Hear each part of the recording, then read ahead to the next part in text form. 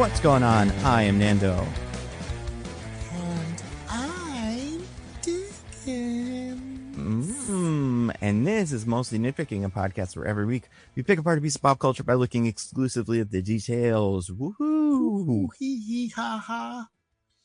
Interesting. So that is the sound of potentially if you're hearing this and you're looking at this podcast, and maybe you have it on autoplay and you haven't read the title yet. Some sort of monster thing or something, you know, or is that a certain teacher in this movie? It kind of sounds like that too, kind of a little bit. It's as close as I can get to a high-pitched ghost child voice while I still have this cold. Yeah. Well, we'll talk about it. We'll talk about all their voices, the ones that are famous people and the ones that are not famous people, even. What? And specifically, we'll talk about the voice of the Hutch, who is famous, one of the most famous members of the podcast, extended universe or whatever. So yeah, he this showed up. A little event we like to call Hutchtober in December. Yep, Hutchtober in December. It's the reason for the season, and the reason for the season is Five Nights at Freddy's 2, which is the movie that we're going to be talking about this week. I'm very excited. Are you excited, Diggins? I'm never been more excited than I am right now. Wow, incredible. You know, when you might have almost been as excited, though, was probably during the Game Awards. How funny is it that they're just called the Game Awards, by the way? You know, like the TGAs, Nando? Yeah. The Keeleys, as I like to call them. Mm-hmm. It's the Doritos presents the Game Awards. The Amazon presents the Game Awards. The Game Awards with 25% Amazon coupon, which is a really wonderful part of the whole presentation. Did you watch the Game Awards live this year, Diggins? No, I was working, I think. Well, you missed out, kind of. Because you weren't able to see all the wonderful trailers and then go on the internet and see if people hated them. So that was fun. That really only happened maybe twice. Get to see all the wonderful trailers and then go on the internet and find out which ones used AI. And find out which ones are coming out in like 8 years or never. Which ones are just a logo on a thing and you're, for shareholders. And also you get to see the wonderful people that make all the games get their awards. Not really that many of them, though. Most of them happen off screen.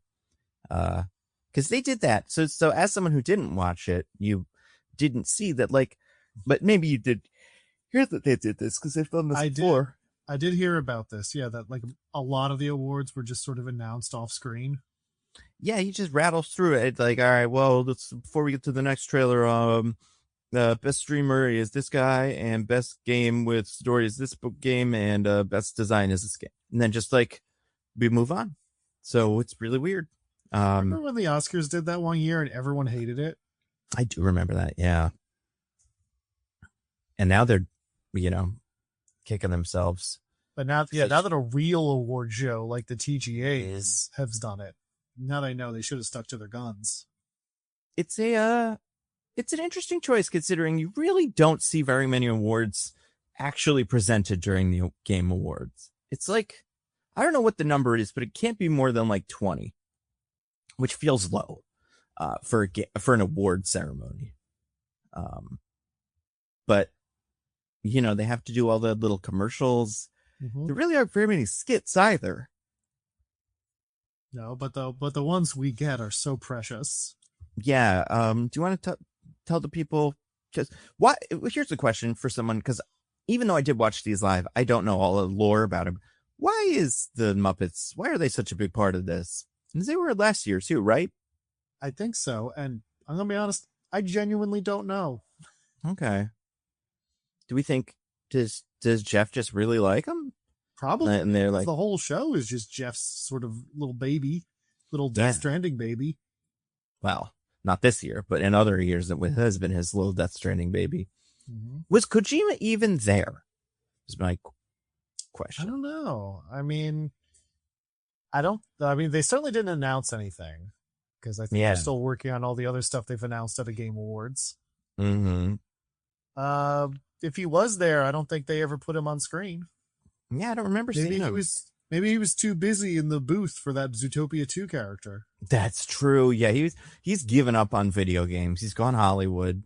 He was at a sexy party with like Jason Bateman and Fortune Femster and all those guys. And what an awful party. Not Fortune Femster, but the Jason Bateman, sexy Jason Bateman party feels rough as like a kind of party to go to in Hollywood. But so like the idea that Kojima didn't go Hollywood like 15 years ago. Yeah, it's true. But yeah, he wasn't there. I feel like I was kind of excited to see him. Nothing from him. The Muppets were there. Miss Piggy was there. Miss Piggy was there.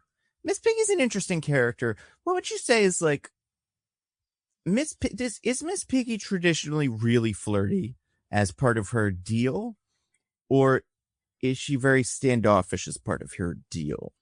I feel like it can be either, depending on the because her primary thing is she's a diva, right? Yeah. So it's like if you feed her ego, then she is very like friendly and flirty.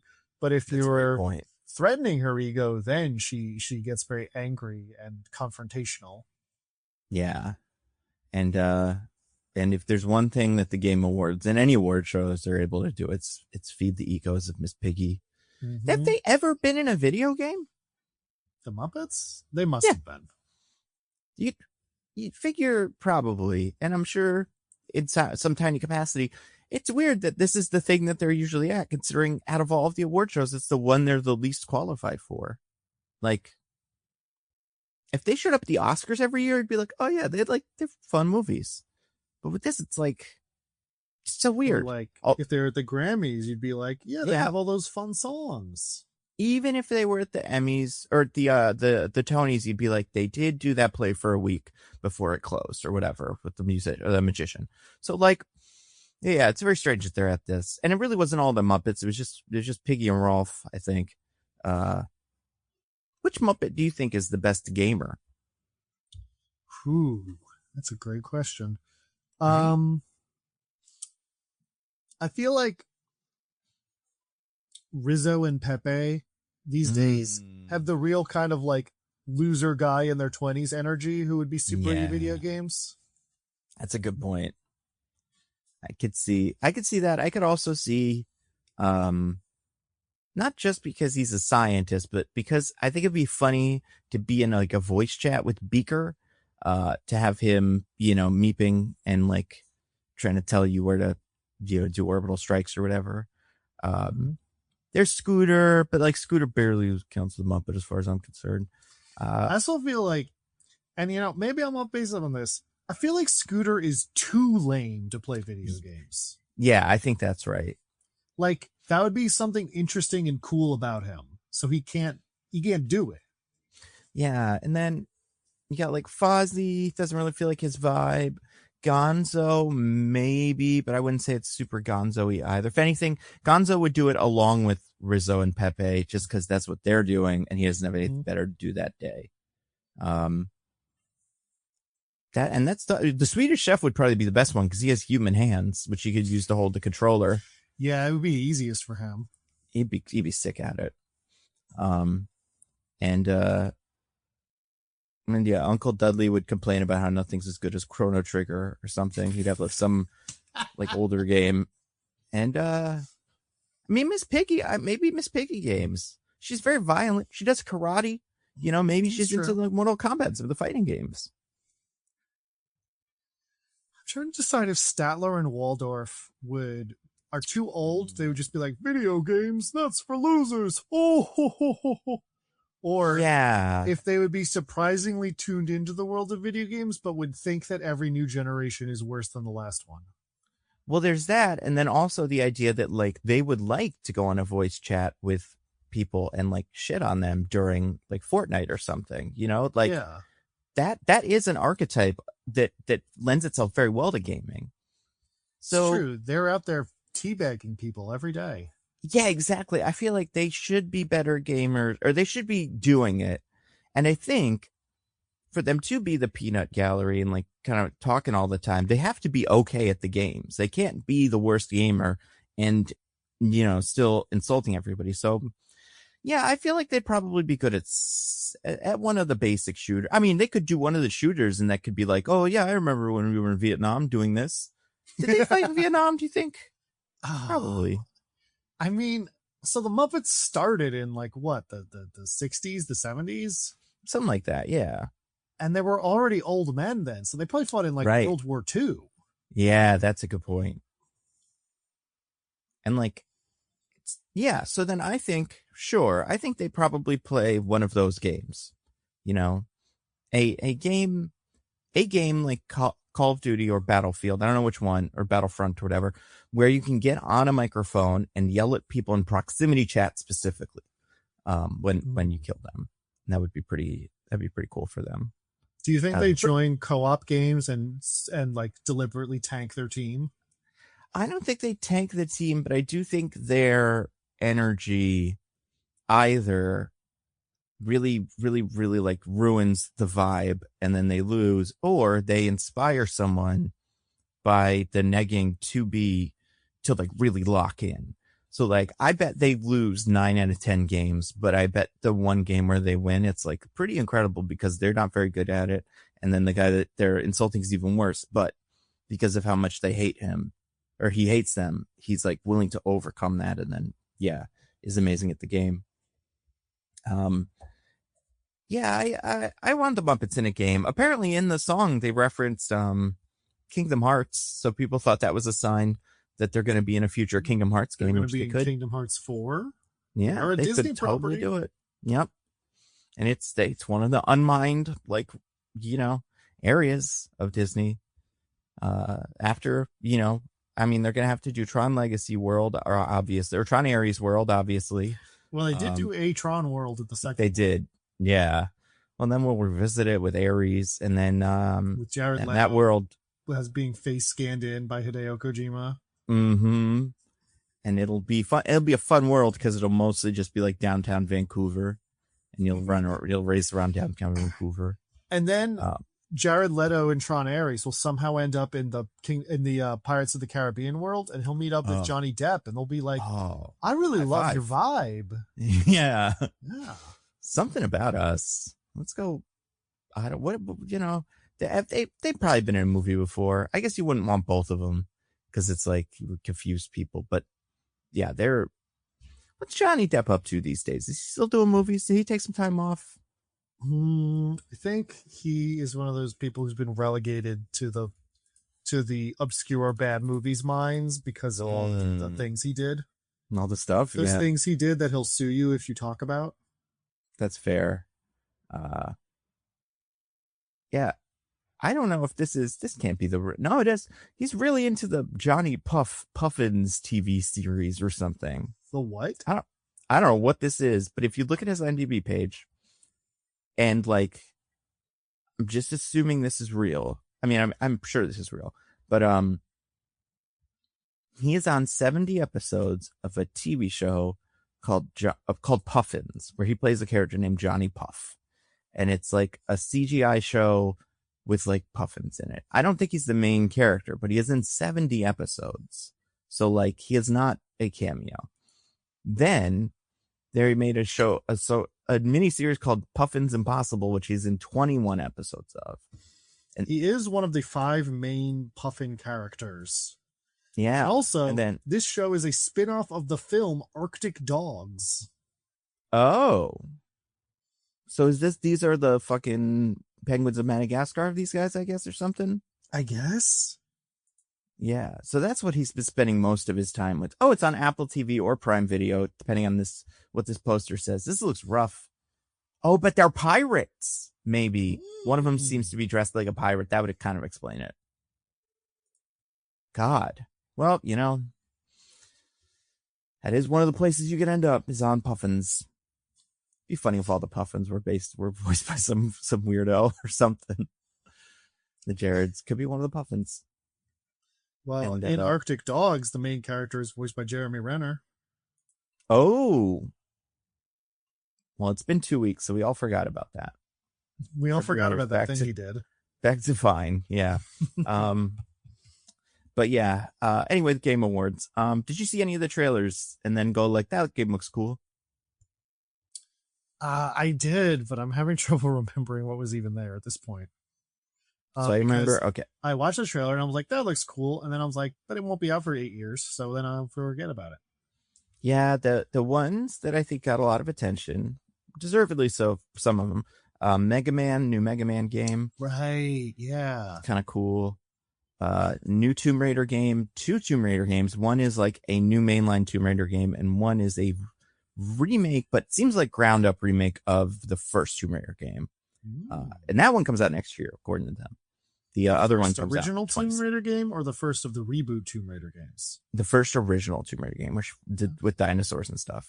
And then that one, yeah, that game comes out in 2026, and then the new Tomb Raider game is 2027. So that could be fun. What else? A bunch of probably shooters. Who gives a shit? There's the Baldur's Gate guys are making a game, but they're using AI or something, so everybody's mad at them. Yeah, and also, it's not one of those games that I would play. Game Awards thing, but yeah, there's been a whole in an interview. Sven Vink was like, yeah, we're using AI and helping make the game, and Jason Schreier, the interviewer, is like, are you sure you want to say that? Because everyone will hate it. And he's like, absolutely, I would love to say that.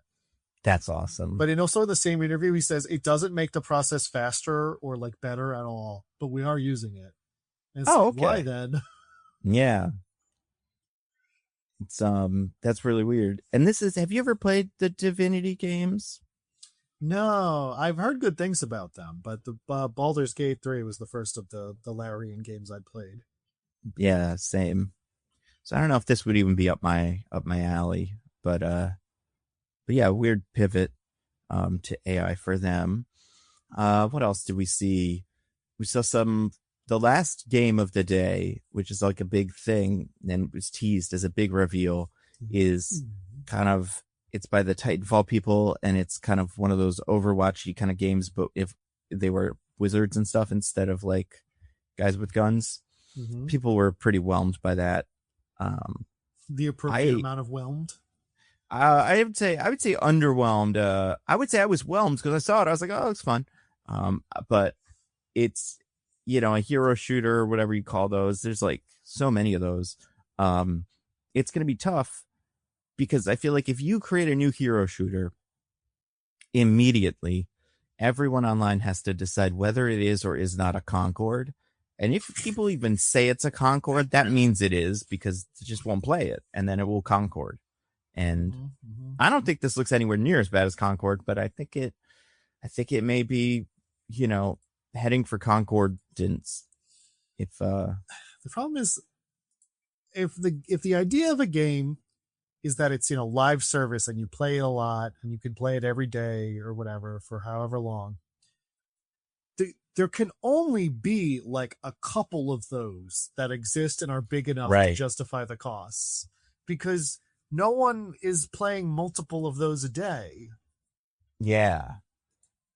And like, I feel like it's got to be tough to compete with Overwatch, obviously, as we've talked about on this podcast, because I said it would die last year, which didn't. But then Marvel Rivals exists, and now that's like a pretty good Overwatch competitor. But then they fired everybody. Yeah, but they fired. Okay, I don't think that. I remember that story. I think it was less bad than it sounded, or something. I think they fired the pre-dev people or something like that. I don't know. Anyway, the game's great. It's okay. They're putting Deadpool in it, so that'll be something. They put a trailer up for Deadpool. And Elsa Bloodstone. Remember her from that one Marvel thing that we'll never ever see again? Oh yeah, with Gael Garcia Bernal. Yeah, and now it's like gone forever. But she's in it now, and she's got like a kind of, I don't even know what you'd call her, like a medieval vibe. But it's a but yeah, no, that game's powers. She could. That'd be something. She doesn't have ice powers, does she? No, but her name's Elsa. Oh, that's true. Well, I thought you were going for, because everybody, because of the way she's designed and just the look of her, a lot of people think that don't play the games think Emma Frost has ice powers. because they gave her an ice shield, kind of like it's kind of crystally looking shield. And she has a lot of blue, and she doesn't usually have blue. Also, and this is a subtle clue. Her name is Emma Frost. Name is Emma Frost. So a lot of us, the nerds, had to be like, no, it's just a name. She's psychic, and they had to give her a motif for the psychic stuff, and it's this, and whatever. They gave her a team up recently with Luna Snow, where she makes a wall of ice that she throws you into. So it's just like, maybe they don't even know. Maybe the devs think she's an ice character. And if that's the case, good for her. She's going to get a lot of play. People love ice characters.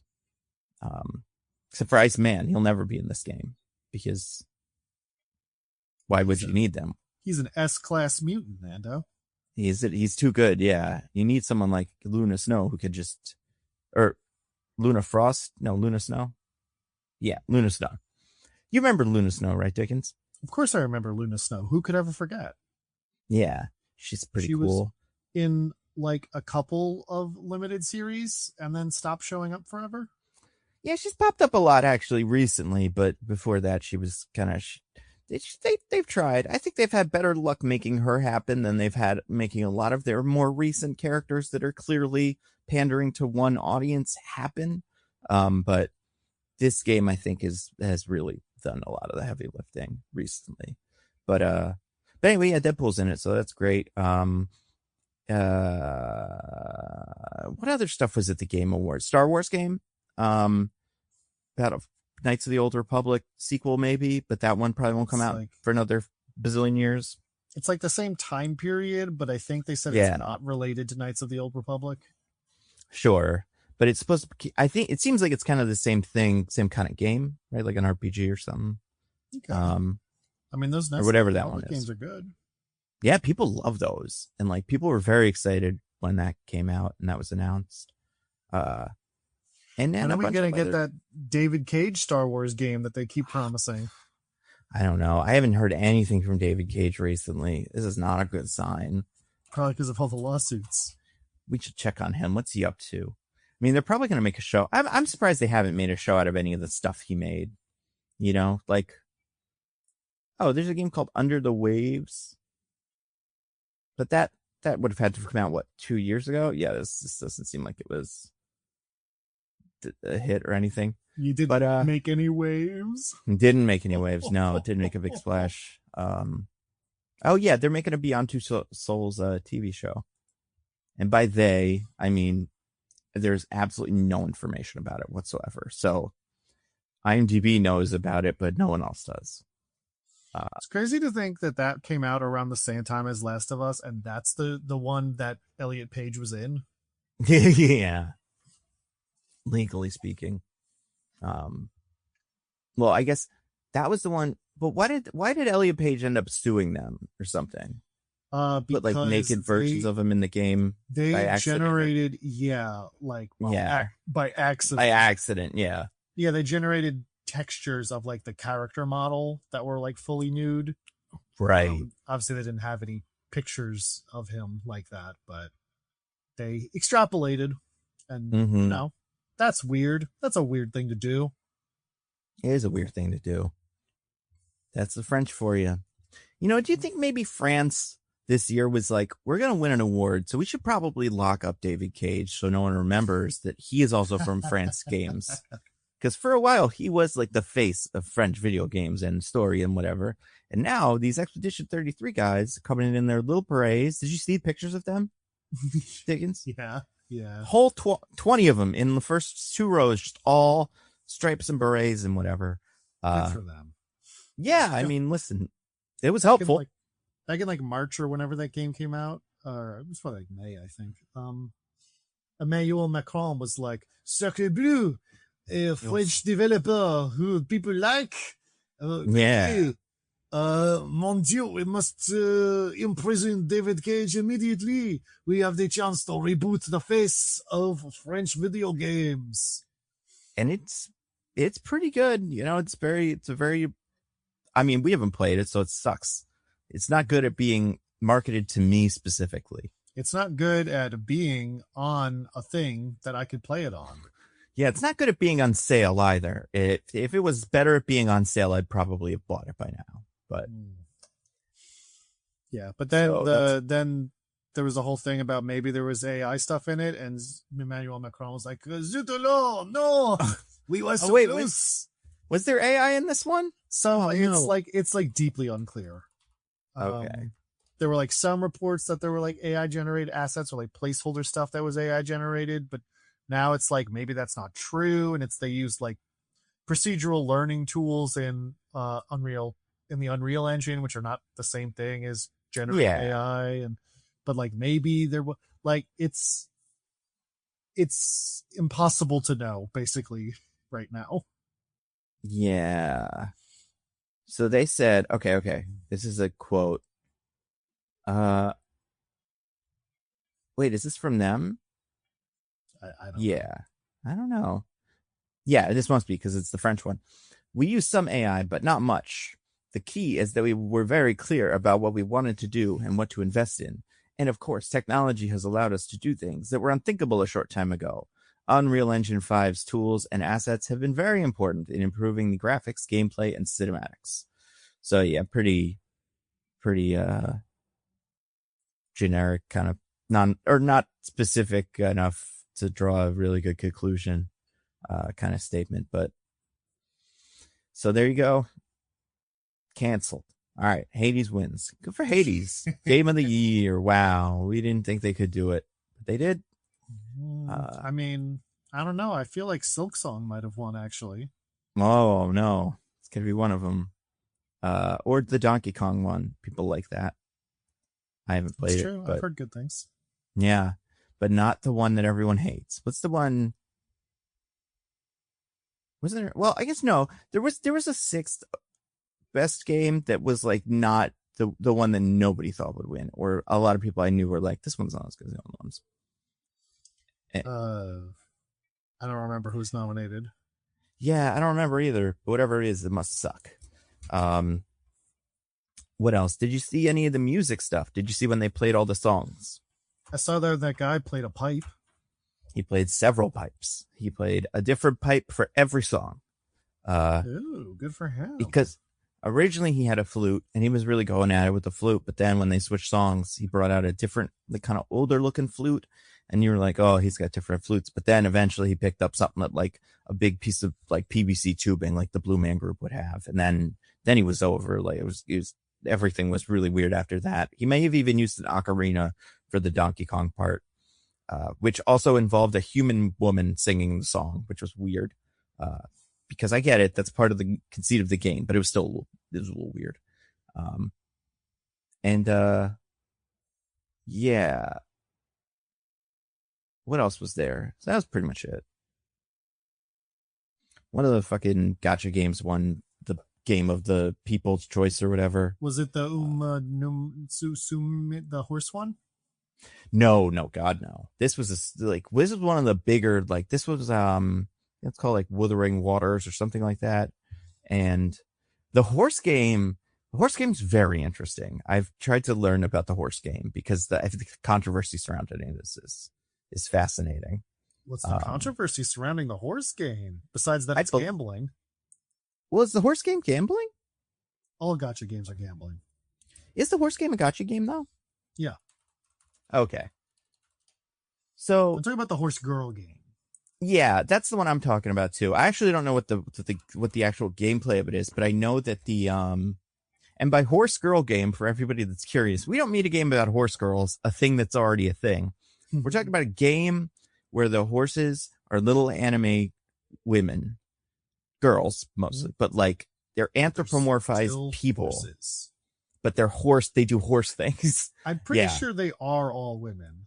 I don't think there are male horses in this. Oh, I meant women as terms of like, I think they're supposed to be kind of young as well. Oh, it's like they're girls probably. For all the criminals in the audience. Yeah, for all the creeps. Like, the one that looks like a small child. That's the one for me. But they, I believe there was like an interesting, like there's a horse, there's a game. It was like banned from Steam or something. Oh, but this is a different horse. Oh, that's No Horses. That's completely different. That is a different thing. Oh, okay. What's that? That is like an art game, a horror game. Ooh, not art. I don't know exactly what the gameplay is like, but basically as part of being like a horror game, it touches on some rough subject matter that several platforms have used as an excuse to ban it from distribution. Interesting. I thought this was the same as the other horse game. This is better. Extremely different horse games.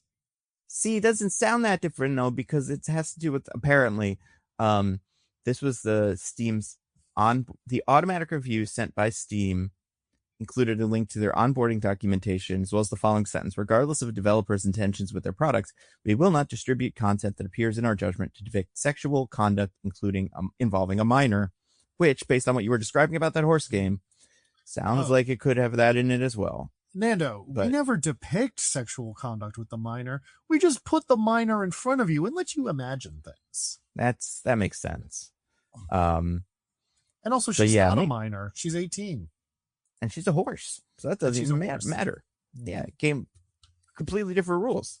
I feel like that could win Game of the Year, maybe. I don't know, Grand Theft Auto or the horse one where you have sex with horses or children or whatever. I'm kind of lost at the thread on what this game actually is. But I think there are like child drawing level depictions of a child being like I gotcha. assaulted. I see. Yeah. I think that was the point of contention. Grand Theft Auto is probably going to be more popular than that. Probably, especially because you know, it's really hard to find this game to buy because everyone's like, we won't sell it. Yeah, that's true. But the problem with they're not selling the Grand Theft Auto game either, so maybe this is going to be a completely different movie. Well, they're not selling the Grand Theft Auto game because it's not coming out. Yeah, they ain't making it because they're doing a lot on strike and stuff, which is cool that they're doing. But now that I'm thinking about it, I'm like, wait a second. What was the other game? Hold on. Game Awards 2017. There were two other games nominated for Best Game. There was Death Stranding 2. Oh, of course, yeah. And I was just looking at this a second ago. What was the other one? It was something I'd heard of. Oh, Kingdom Come Deliverance 2. That was it. Kingdom Come Deliverance 2. So I think that's the one that everybody knew wasn't going to win. I mean, everybody knew none of them were going to win, but Claire Obscure. But that one felt like the least plausible compared to the rest of them. I've heard it's a fun game. Yeah. Not as fun as Claire Obscure Expedition 23. 33.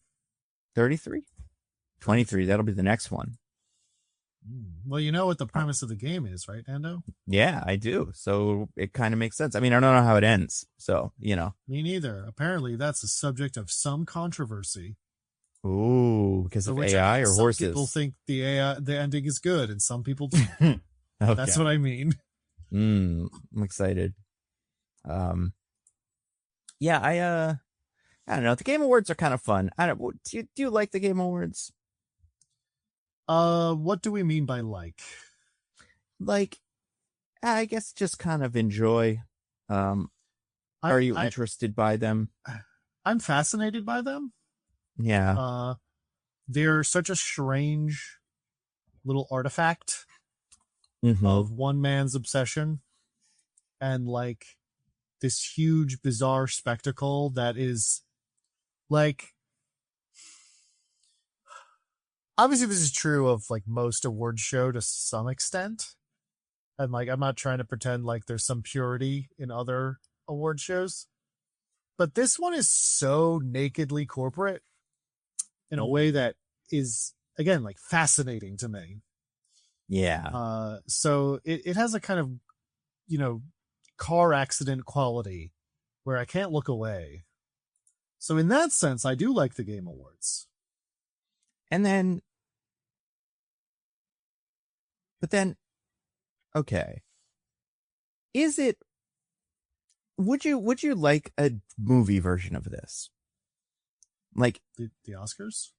Yeah, but like one guy, kind of like what the Golden Globes is, but not the Golden Globes, but like a dumber Golden Globes, I think. That's like more like if Seth Rogen just did his own Golden Globes, and then we just watch that, you know?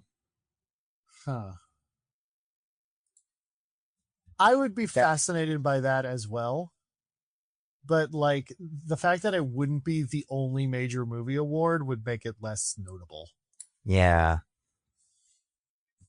Like, that's the thing about the Game Awards, is like, it is this strange, hyper corporate behemoth, but it's also the only one.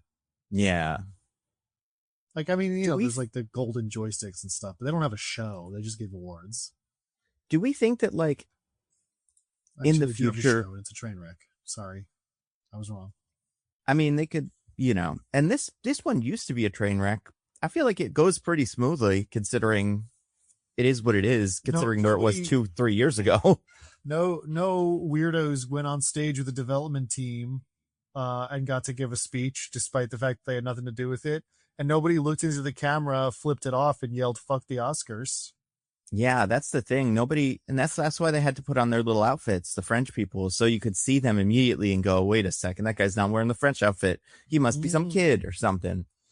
Didn't the one guy, wasn't one year, this was the one with Bill Clinton, right? Where somebody talked about Bill Clinton. Yeah, that was that kid. That was that kid, yeah. What did he say specifically? I don't remember. It was not coherent, as I recall. Is he a hero now, I guess is my question. Will he be vilified, or will he be will the Epstein documents save him? From what I recall of what people discovered about him later, the Epstein documents will most certainly not be saving him. Oh, well, that's not good, is it? Oh wait, never mind. Yeah, this is weird. He wanted to nominate Bill Clinton or something, and then he was arrested. Huh. Oh, he was a groiper. Yeah. That's, I remembered it was, I didn't remember him being a groiper specifically, but I remember afterwards people being like, he's some sort of insane right-winger. I see. Interesting. We don't want those games. The old, when this was like the Spike Video Game Awards, when Spike TV still existed, and Joel McHale hosted it, and like so obviously didn't give a shit at all.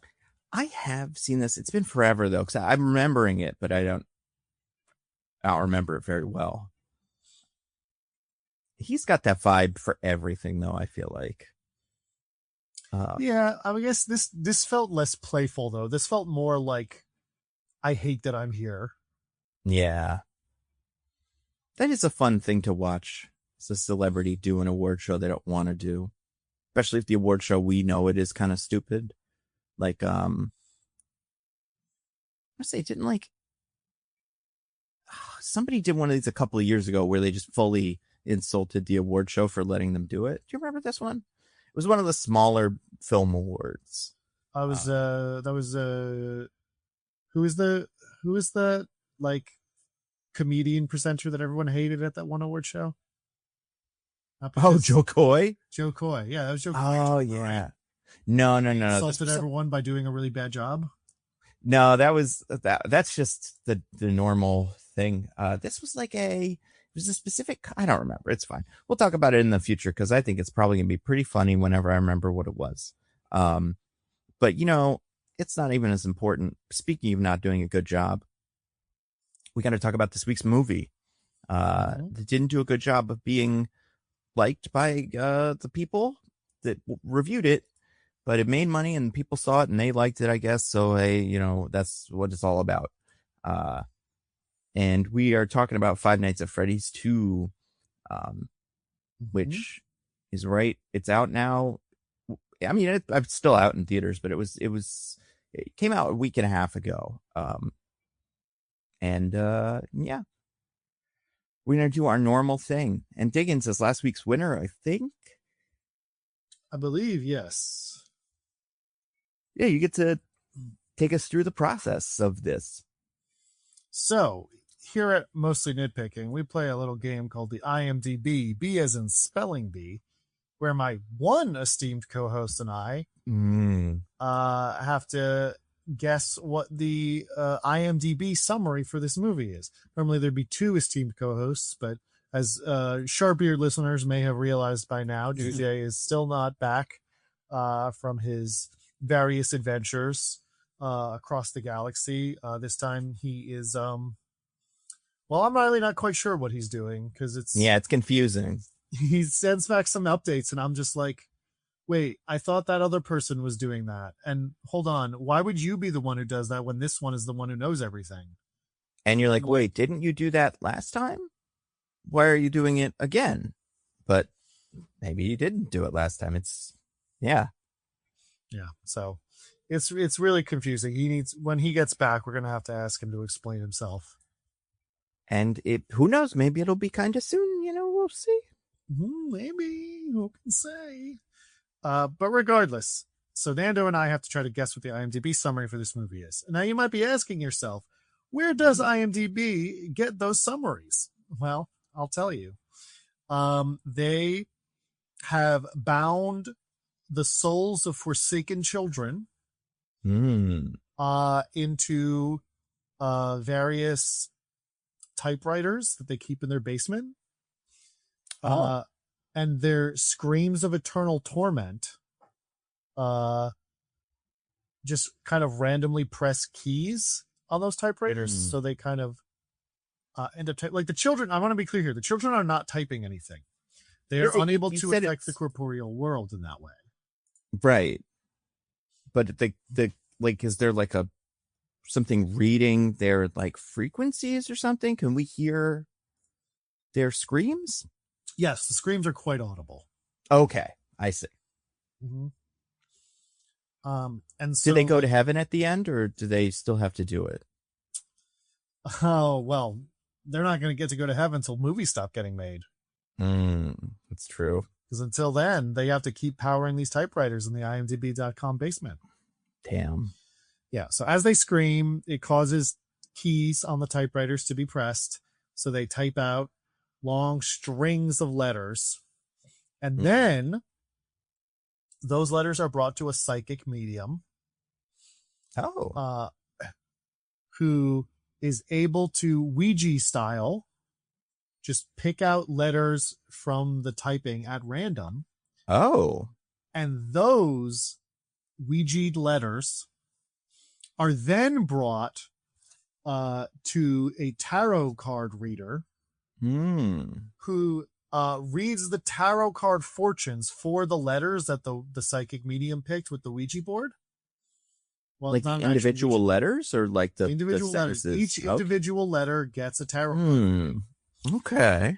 And then based on the result of that tarot card reading, depending on what kind of future and, present and past that the tarot card reader sees for each of those letters, they're either upgraded to the next letter in the alphabet or downgraded to the previous letter in the alphabet, or they stay the same. Is that an upgrade? If you go from O to P, is that like, hell yeah? And for O to N, you're like, oh man, I tried really hard. I guess that's a good point. They get moved. They get shifted. Yeah, okay.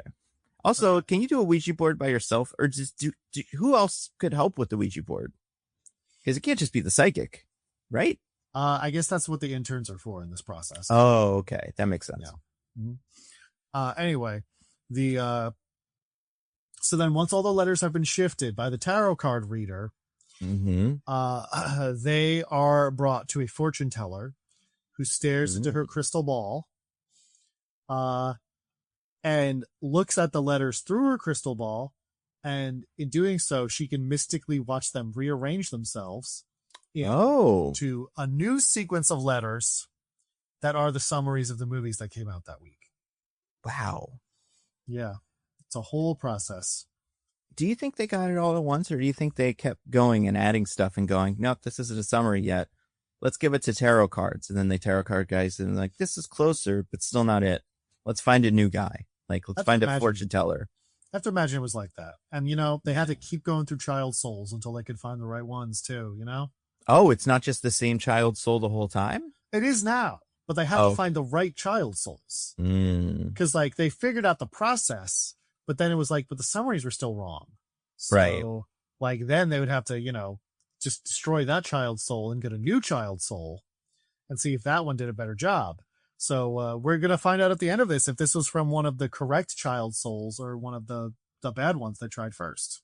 But and that will determine whether that child goes to heaven or hell when their soul is destroyed. That's right.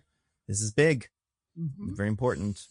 Now, lot of children's souls in hell as of late. A lot of summaries that would not give you a favorable rating by St. Peter, the IMDb summary god or whatever. Tough but fair is how he's described. Yeah, it's important that we know what the movies are about.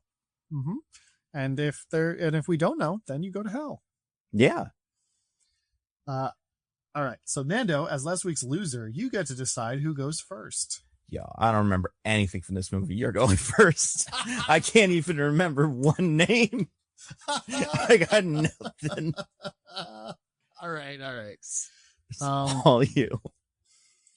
In the wake of the events at Freddy Fazbear's Pizzeria, Mike just wants a normal life for his sister Abby, but mysterious events will upend that plan and force him, Abby, and Vanessa to confront a new evil at the original Freddy Fazbear's location. I like that. Okay. God, I'm having such a hard time with this one.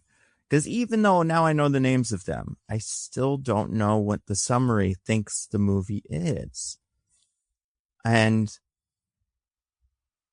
part of me wants to say, and I guess I will because it's different from yours, and let's see. Based on the popular video game, Michael and friends, Michael and his family, Michael and the family member, little kid named who could even, they haven't figured it out yet. I said it. I already forgot. Okay. I know. I listened when you said Vanessa, and then I was like, right, I remember her name was Vanessa, and then the other woman's name in it just gone. Anyway, Michael, let's say, based on the popular video game, a new evil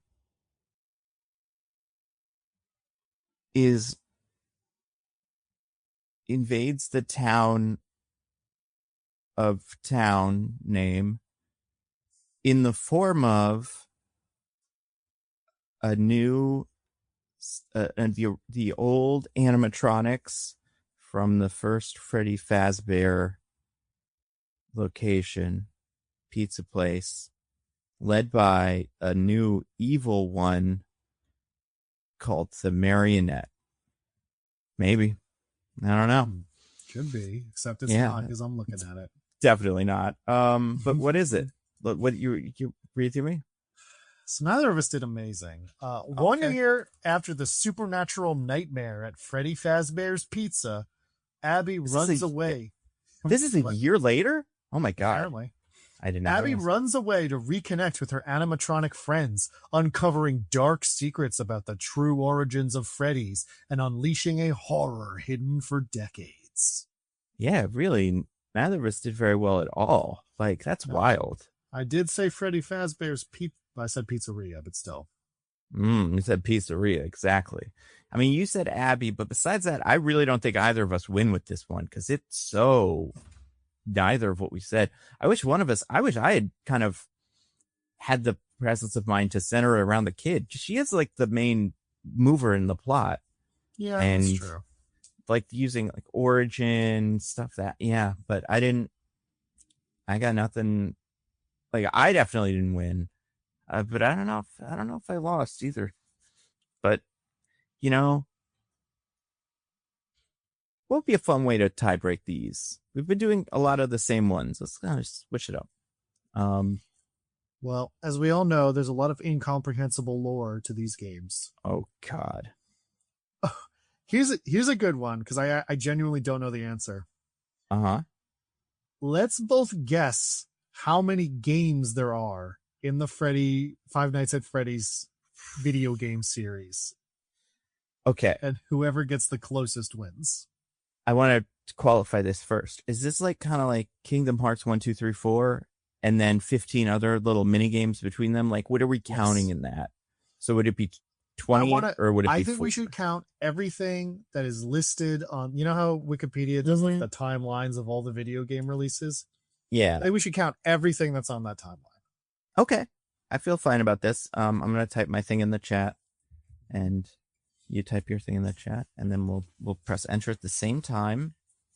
I feel like okay about this. Yes. I mean, I've never played any of these games or watched anybody play them. So, you know, I have no baseline for this, but based on how long it's been since they started. Yeah. Yeah. All right. I'm ready. Are you ready? I'm ready. All right, here we go. Set 3, 2, 1, enter. Okay. Different numbers. So Diggins, you said? I said 23. 23. And I said 15. If you had to guess, when do you think the first one of these came out? God, I think we were in college, so I think so too. Like 15 years ago? Yeah, so I guess in my head I was like one a year on average, but I don't know if there's anything to that. First, let me ask AI. Just kidding, but I mean, I should just be able to Google how many Five Nights at Freddy's games are there without AI answering that question. Are we counting spin-off games? I don't know. I mean, it depends on how much they're spin-off games. I feel like okay, because in main series there's, let's see, 1 2 3 4 5 6 7 8 9 10 11. Okay. And then in spin-off games there's 1 2 3 4 5 6 7 8. So depending on if we count spin-off, it's either 11 or 19. So according to this Reddit subreddit of the Five Nights at Freddy's subreddit, so that's helpful. Wait, what the fuck is the Troll game? Okay, so the question is, how many FNAF games are there, including all the Troll and spin-off games? So I don't know what Troll means. Obviously, I know what spin-off means. But, I think Troll is like demos or something. So that shouldn't count either. But that one said 23 games, including DLC, have been released. I mean... Well, you know what? I did say the Wikipedia timeline, to be fair. Oh, sure. Yeah, let's do that. What does that say? In the timeline of major game releases that I see on the list of Five Nights at Freddy's media Wikipedia page, let's see, there's 1, 2, 3, 4, 5, 6, 7, 8, 9, 10, 11, 12, 13, 14. Oh, wow. Okay. So you're quite close, actually. I love my Five Nights at Freddy's. I've always said it. Yeah, the spin-offs seem to be like role-playing games or something. Looking at this list of them now, I'm like, wow, I did not know they made this. Like, well, the tabletop games are separate from all these games I'm talking about. No, but like, so if you look at the spin-off games, it's got like, one of them's like a side scroll or beat 'em up. One of them's an RPG using the characters and like from that. One of them's a side-scrolling platform shooter. Like, it's just all over the place. One of them's a kart racing game. One of these mainline releases came out this year. I saw that. That makes sense, I guess. You'd want a game out in a year when you put out the movie. Yes. Anyway, so the things listed in this timeline, for those of you who are maybe more familiar with all this, also 2014 is when they started. So this is still more than one a year. Yeah. Five Nights at Freddy's, Five Nights at Freddy's 2, Five Nights at Freddy's 3, Five Nights at Freddy's 4, Five Nights at Freddy's World, Five Nights at Freddy's sister location, Freddy Fazbear's Pizzeria Simulator, Ultimate Custom Night. That was two separate ones. What an awful name for a game, but yeah, I see it on the list like that. Five Nights at Freddy's Help Wanted, Five Nights at Freddy's AR Special Delivery, Five Nights at Freddy's Security Breach, Five Nights at Freddy's Help Wanted 2, Five Nights at Freddy's Into the Pit, and Five Nights at Freddy's Secret of the Mimic. Secret of the Mimic.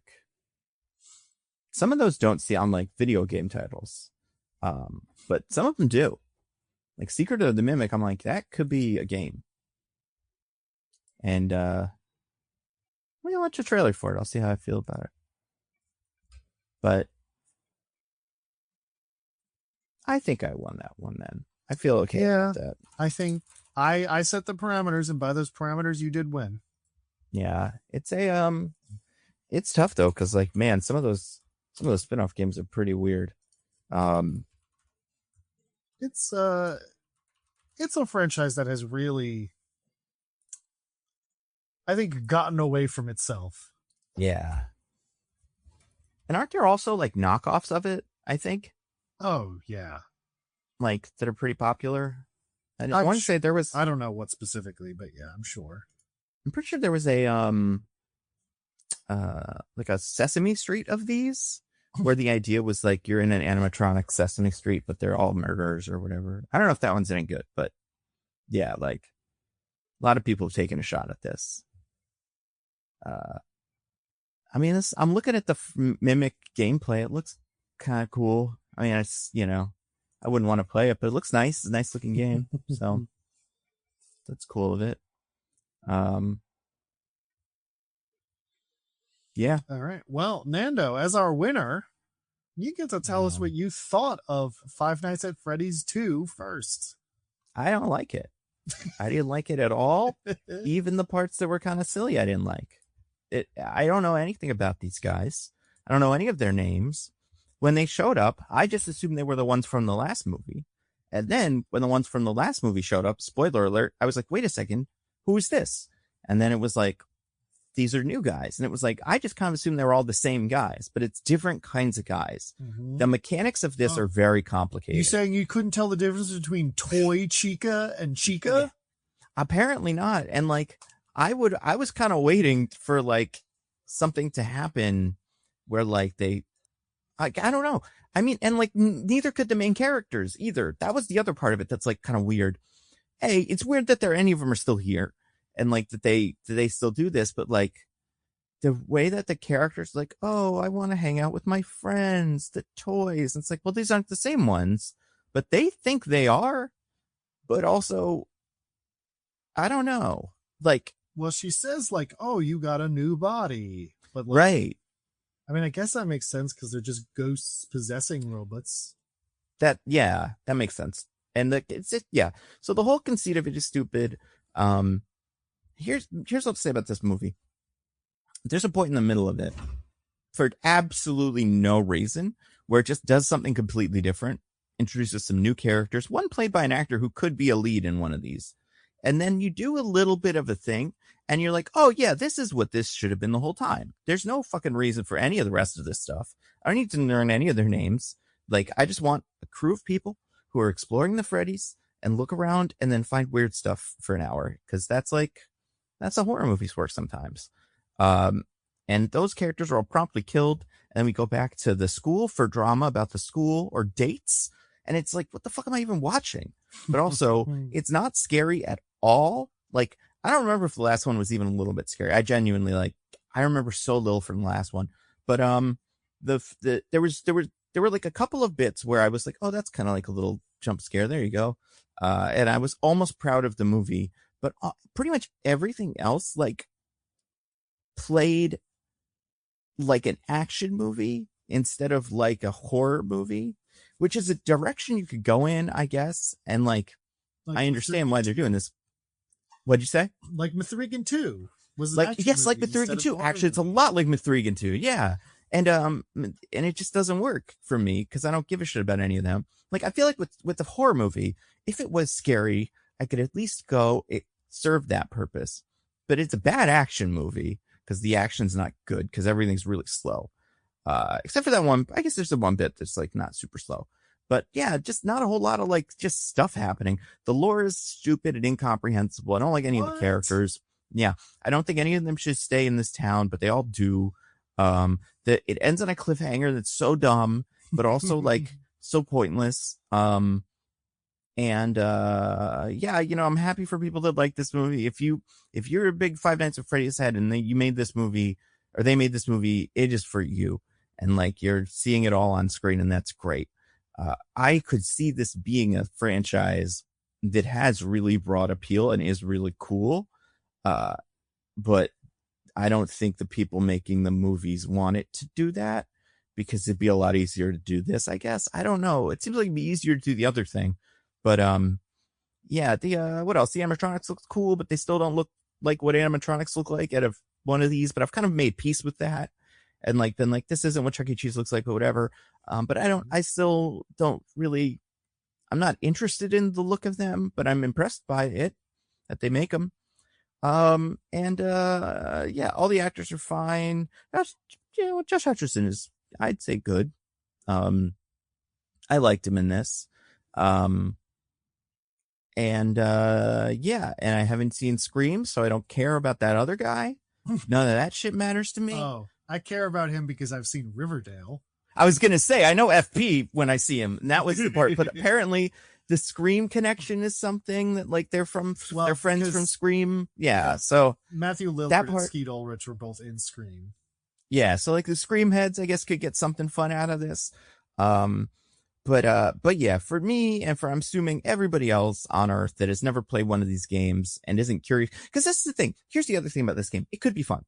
Or this movie. It could be fun if the lore was really well defined, and obviously it can't be because it's really messy, but like, it would be fun to pick apart this universe and the lore of it.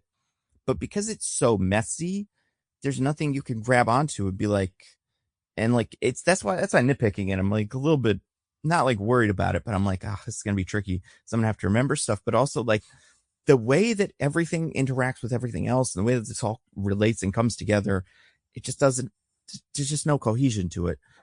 So yeah, I hated it mostly. Maybe my least favorite movie of this year. Really? Yeah, I had no fun.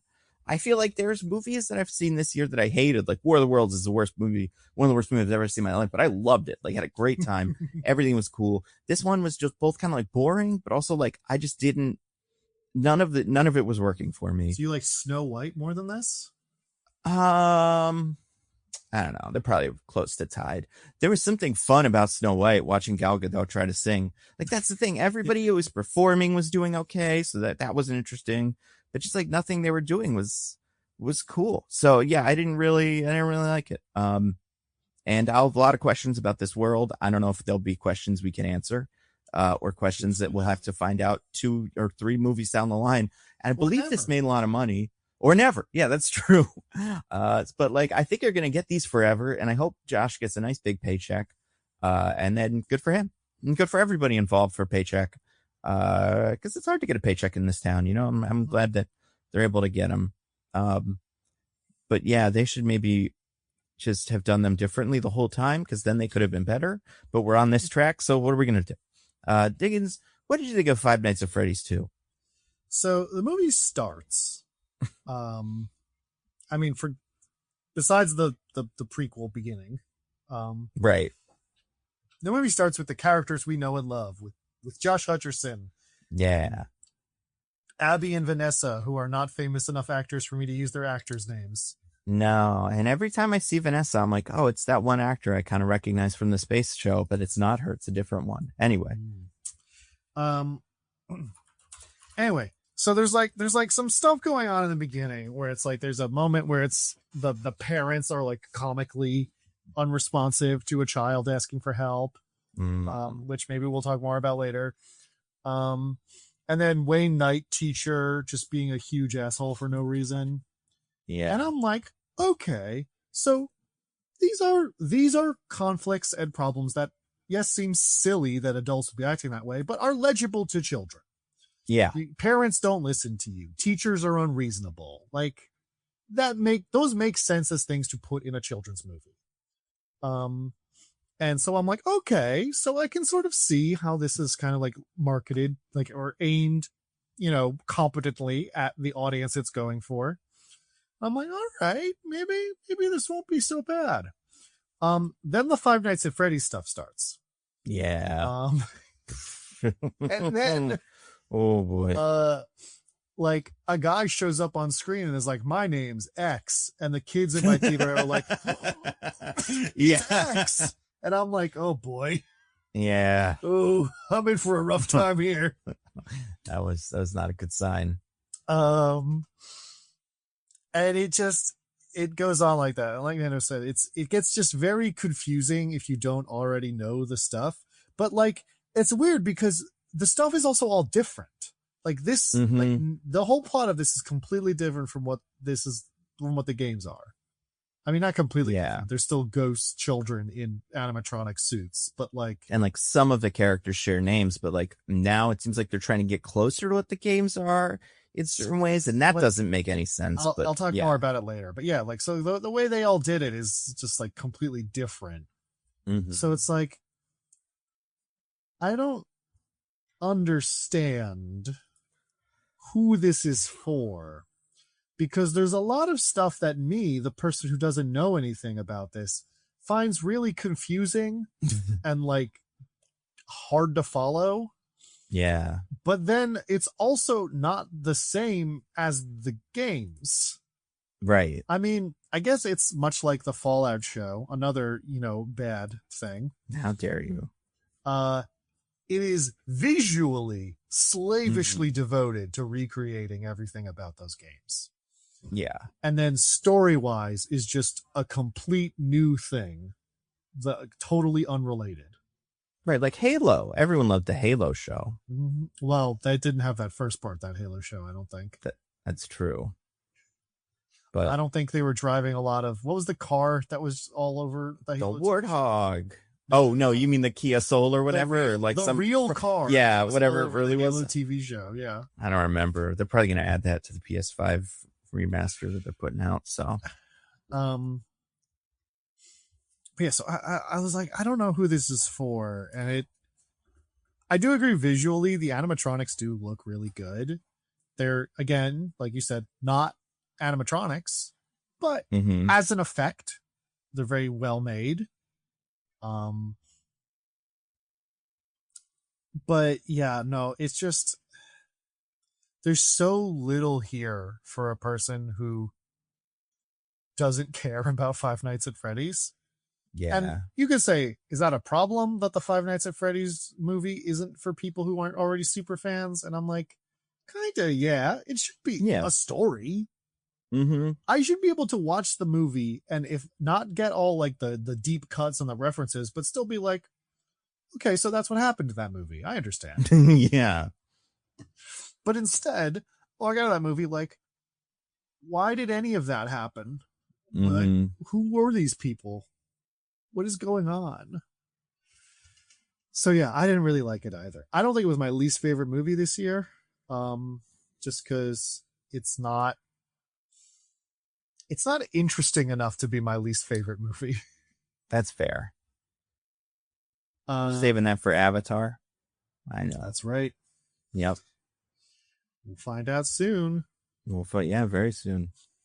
But yeah, so it is. I wouldn't recommend it unless you have a child in your life who's like, I love the Five Nights at Freddy's.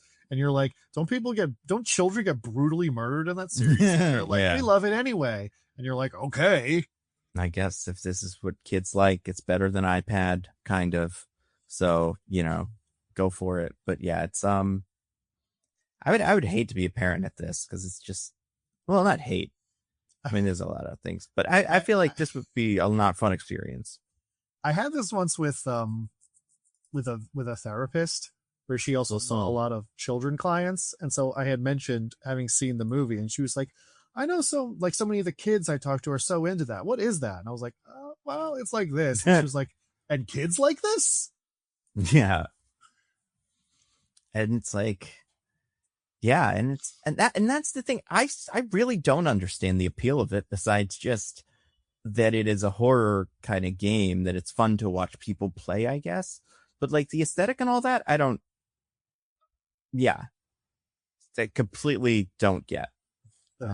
Listen, kids in my theater who were excited whenever anybody said what their name was, more power to you. Enjoy yourselves. Gotta go to late night showings when nobody's there, baby. There were a couple of people there, but I could hear some gasps when the characters that you're talking about got introduced, but yeah, I would not want to be, and I feel like it's kind of the same as like K-pop Demon Hunter sing along, where it's just like, even if I like this, I don't think I want to be in a room with super fans of this while watching it because it just wouldn't be fun for me. But I've tried to avoid that as much as possible. I wish I could get an empty theater like I did for a certain other movie, which we'll get to, but that's the dream. But yeah, so wow, Diggins. As your punishment, because you lost the game, because you didn't know how many games there were, unlike I did, because I play them all and I know them all the back of my hand. I guess I thought Scott Coffin was a harder worker than he is. Yeah. He's a piece of shit and he doesn't even do a good job. He barely even puts one video game out a year. What a lazy bastard. Everyone knows it.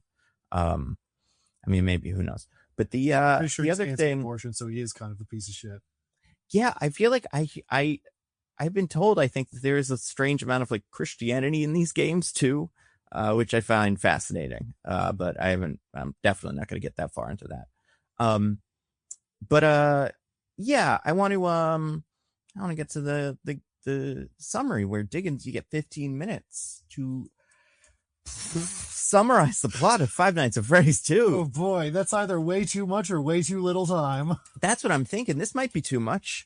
And then if that's the case, do your best. But like, yeah, I was going to say we should maybe, extend this in the future, but I don't think that's really necessary now. Maybe for Avatar. So Diggins, as you can see, I have loaded up the pumpkin clock, which is the scariest of the clocks. I mean, that's probably not even true. I've ever seen. Some of these clocks are real scary, the ones that don't intend to be scary. But this one's, at least on this, it's going for scary. It's got a little face. Mm-hmm. It's in the sun, the bright sun. For now. For now, yeah. And it's got 15 minutes on the clock. So, Diggins, you were going to describe the plot of Five Nights at Freddy's 2. And this part specifically, in case people are confused, is for people who haven't seen the movie, so they'll know what's going on when we talk about it later. It's going to be difficult.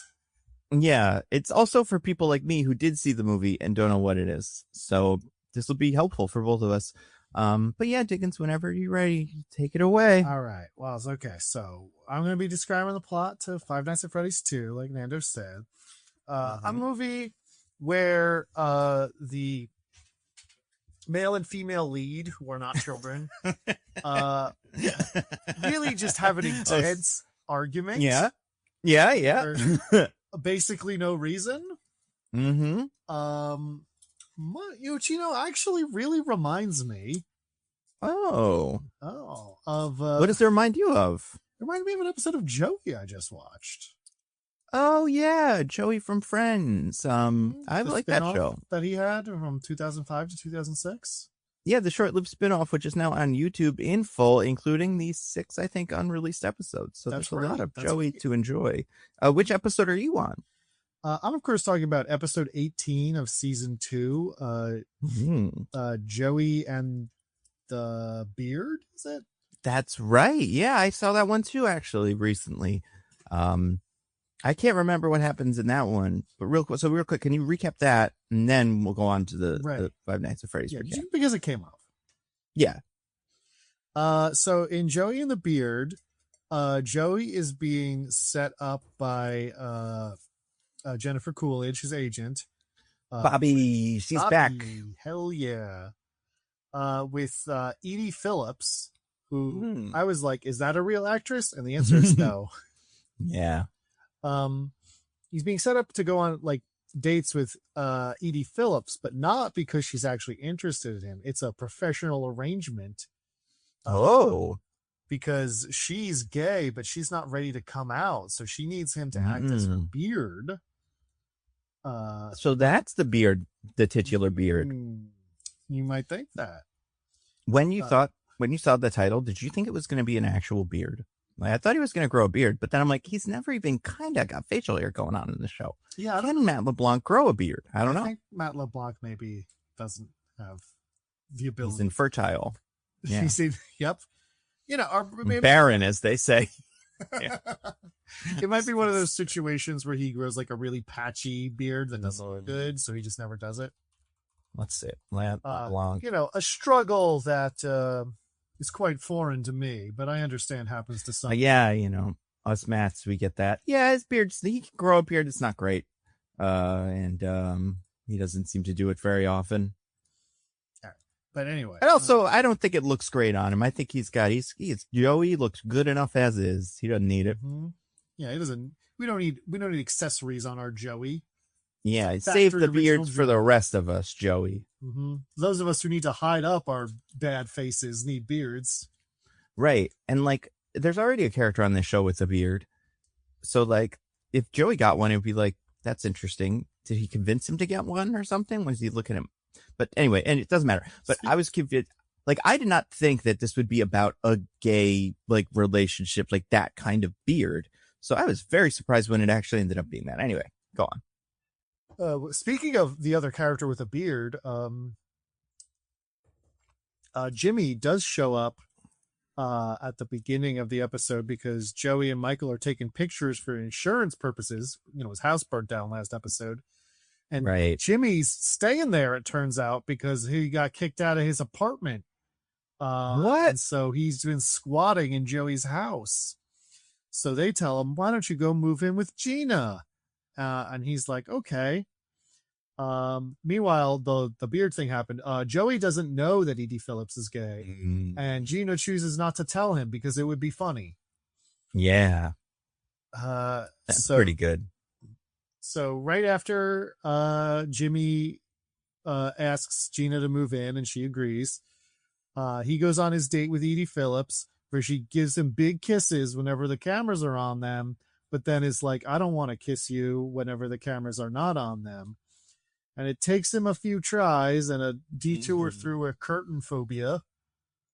Yeah. But he eventually is directly told, he does not figure out, that, you know, she's gay and she wants him to be a beard.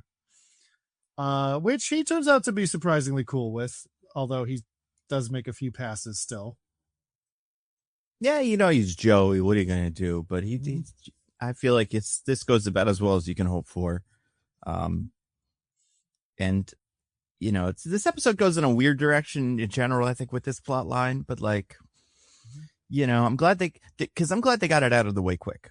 I could see a whole episode of miscommunications and like, oh, she wants me to do this. And I think we're really going to have sex because she said we're going to do this. And, you know, so, yeah. They do say some probably the things. Best they could have gone. They like euphemize some things that I'm like, oh yeah, what that means. Like, apparently she H's J's. She H's J's. That's right. Which then I racked my brain and I'm like, I don't think I know what that is. Oh, I assume it's all made up. Like, besides the first couple that are real, they're just all nonsense words. Because then they throw in some of them and they're like, you mean with an M? Yeah, with an M and a D. Well, D would be too good for this. So D is too clear. So an M and a Z. And then, you know, that's like, I'm not positive that's what, well, I'm pretty positive by the end, but definitely. He does at one point say he put cologne on his M, and I can think of a word that makes sense for it, but it's not the word I would use to describe that. Yeah, exactly. And like, listen, maybe I don't know all the cool lesbian slang from 2006 or whatever, what everybody was calling everything, but I got it covered enough. I feel like that if you throw a random letter at me, I can come up with a guess, and I got no guesses for some of these. Anyway. So he's like, yeah, okay, I'll do that. I don't mind. Meanwhile, Jimmy and Gina start to move in, and they're so happy about it that they fuck right on the street. Hell yeah. But then 7 minutes later, Jimmy has stormed off to Michael and Joey's place because he can't stand to be around Gina one more second. They're so mad at each other. And that continues. Yeah. Over the next couple days, he keeps coming to stay with Michael and Joey because he gets so mad at Gina. They fight all the time. Michael and Joey get very sick of it, and they're like, you guys need to talk through your issues instead of just coming here whenever you're mad. So Joey shoves them into Alex's apartment and won't let them out until they talk through their stuff. Smart. Meanwhile, he keeps doing stuff with Edie Phillips, and they're having a grand old time talking about being actors, hanging out. And he's like, I actually really like being friends with her. This is really cool. and he's having a great time. But Bobby warns him, like, don't start developing feelings, Joey. This is a professional arrangement. And Joey doesn't heed this warning. So at an awards show, he's like, hey, I'm going to be really supportive for you if you win. And I bet you're going to win because you're so great. And she's like, you're really nice, Joey. And he's like, yeah, I don't think you should need to do this, but since I'm doing it for you, I'm going to be as good as possible. And so she gets up there and she's like, because she wins the award. She's like, I want to thank everybody, including the person who's been so good to me, who I only met recently, my lesbian lover. It's not the word she uses, but she basically comes out. She makes it very clear. She's talking about a significant other. And a woman who is at the table with them next to Joey. Yeah. So like, I'm kind of amazed she didn't introduce Joey to her until now. Right. Yeah. That's a good point. Why not bother? Tell him. Yeah. A great question. I mean, if nothing else, you'd be like, this is my friend who's coming with us. Right. Right. Yeah. Yeah. And it's not like Joey he's not in on it. And he's totally accepting of it. I could see a world where like it plays out where he's more kind of like he's like jealous of the attention she's getting because of this new friend he has. But yeah, they don't really do that. Immediately it turns out she's more interested in her than him because she's his girlfriend, or she's her girlfriend, and he's just some guy. Mm-hmm. It's nice. I can't grow a beard. On the limo ride home, he's like, damn. Where she's like, I don't need you anymore, Joey, now that I've come out. And he's like, damn, that makes me sad. Are you sure we can't sleep together? And she's like, no. And he's like, okay. And at no point is anyone here like, we can still be friends. We can still hang out sometimes. Right. I just don't need you to be with me all the time anymore. Mm-hmm. Like, they seem to get along as far as Joey was concerned, at least. She seems to genuinely like him. Like, it's not like he's misreading the situation. Yeah. So I really, it was a weird ending. But that was the one they chose. Mm-hmm. So he's sad about it because he's like, darn, I was actually having a really nice time with Edie, and I'm sad we don't get to do it anymore. And Alex is like, wow, Joey, it's like you're a real person with emotions and stuff. That can make you attractive to women. And he's like, so I'm the total package now. And she's like, maybe. And you're like, are they going to hook up again after all? But then Gina and Jimmy come back from fighting in Alex's apartment. And they're like, we're tired now. We don't want to fight anymore. And they don't seem to have actually resolved anything. They're just literally physically tired of arguing. Yeah. But everyone's like, all right, so you can go back to your apartment now and everything's fine. And they're like, yeah, we did it. We solved our issues. I love you so much. I want to fuck right now. And then they start fucking in Joey's apartment's living room. Yep. And that's the end of the episode. That really is the end of it. There's really not that much that happens. No, it's a pretty simple ep. Yeah. What do you think of this one, Nando? I don't know. It's a plot line that I think in general, I think I could see being funny, the beard thing, and it's an actor thing. So I'd like when Joey does actor things. Mm-hmm. But I don't think it really does too much stuff with it. Not enough to be interesting. And I find the Gina and Jimmy thing pretty one note. And I just hope they both get hit by a, meteor or something and die. We don't have to do them anymore because it's boring. Very little incest this episode, which is disappointing. I mean, they were gonna have sex in front of Joey, so there's a little bit of that, maybe, but in general, yeah, that's true. Maybe that is the thing that's more deliberate than you would expect. They're like, all right, now we can pretend to be tired, and then we'll go have sex in front of Joey like you want, and Gina will be like, all right, that sounds good. But then they so I didn't really like his plot line. And so this episode, while it had potential, I think it didn't necessarily do anything really that funny. What about you, Diggins? What do you think of this one? I think I agree on the main plot line. It's kind of just like, it's not bad, but it's kind of just like, I mean, as far as a thing from the mid 2000s that features gay people goes, it could have been way worse. Mm-hmm. Did Friends have any gay characters or any gay storylines? Ross's ex-wife. Oh, which one is that?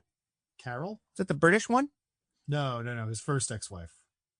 Oh, I didn't watch enough Friends. I really don't know which is which. So it's not great in the sense that it's a joke that it's oh, your ex-wife left you for a woman. Ha ha, Ross, how embarrassing. Oh, okay. And so it's not great in that way, but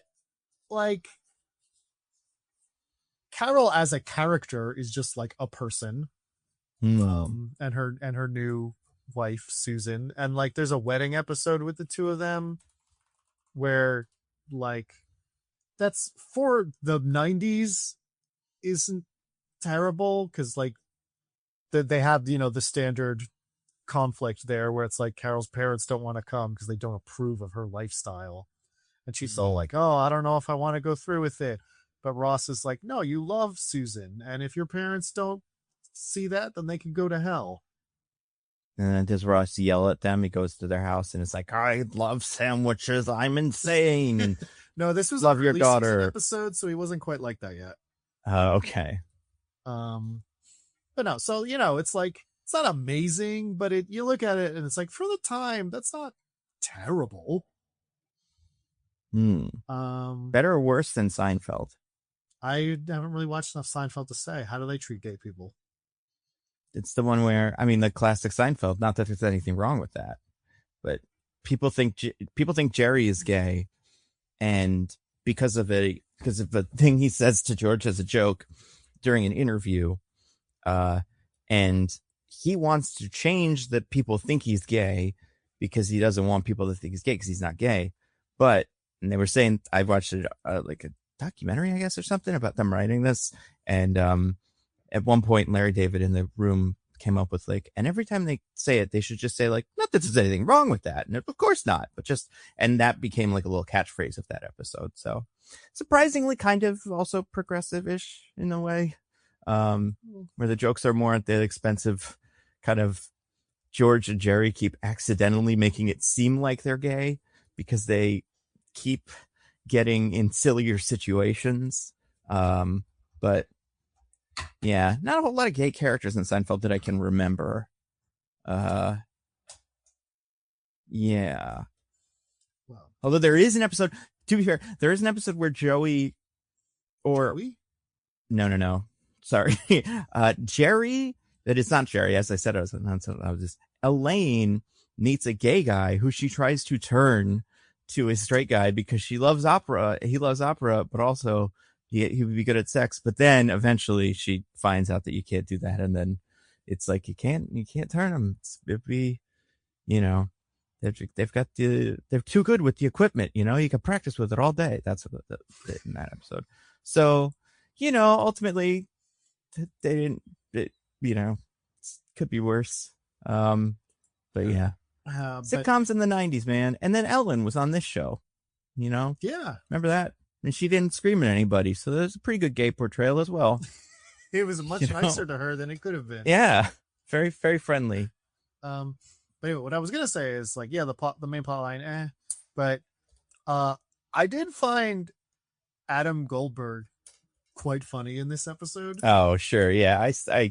Not the plot line necessarily, but him and specifically because in that opening scene, just his delivery on certain lines is so good.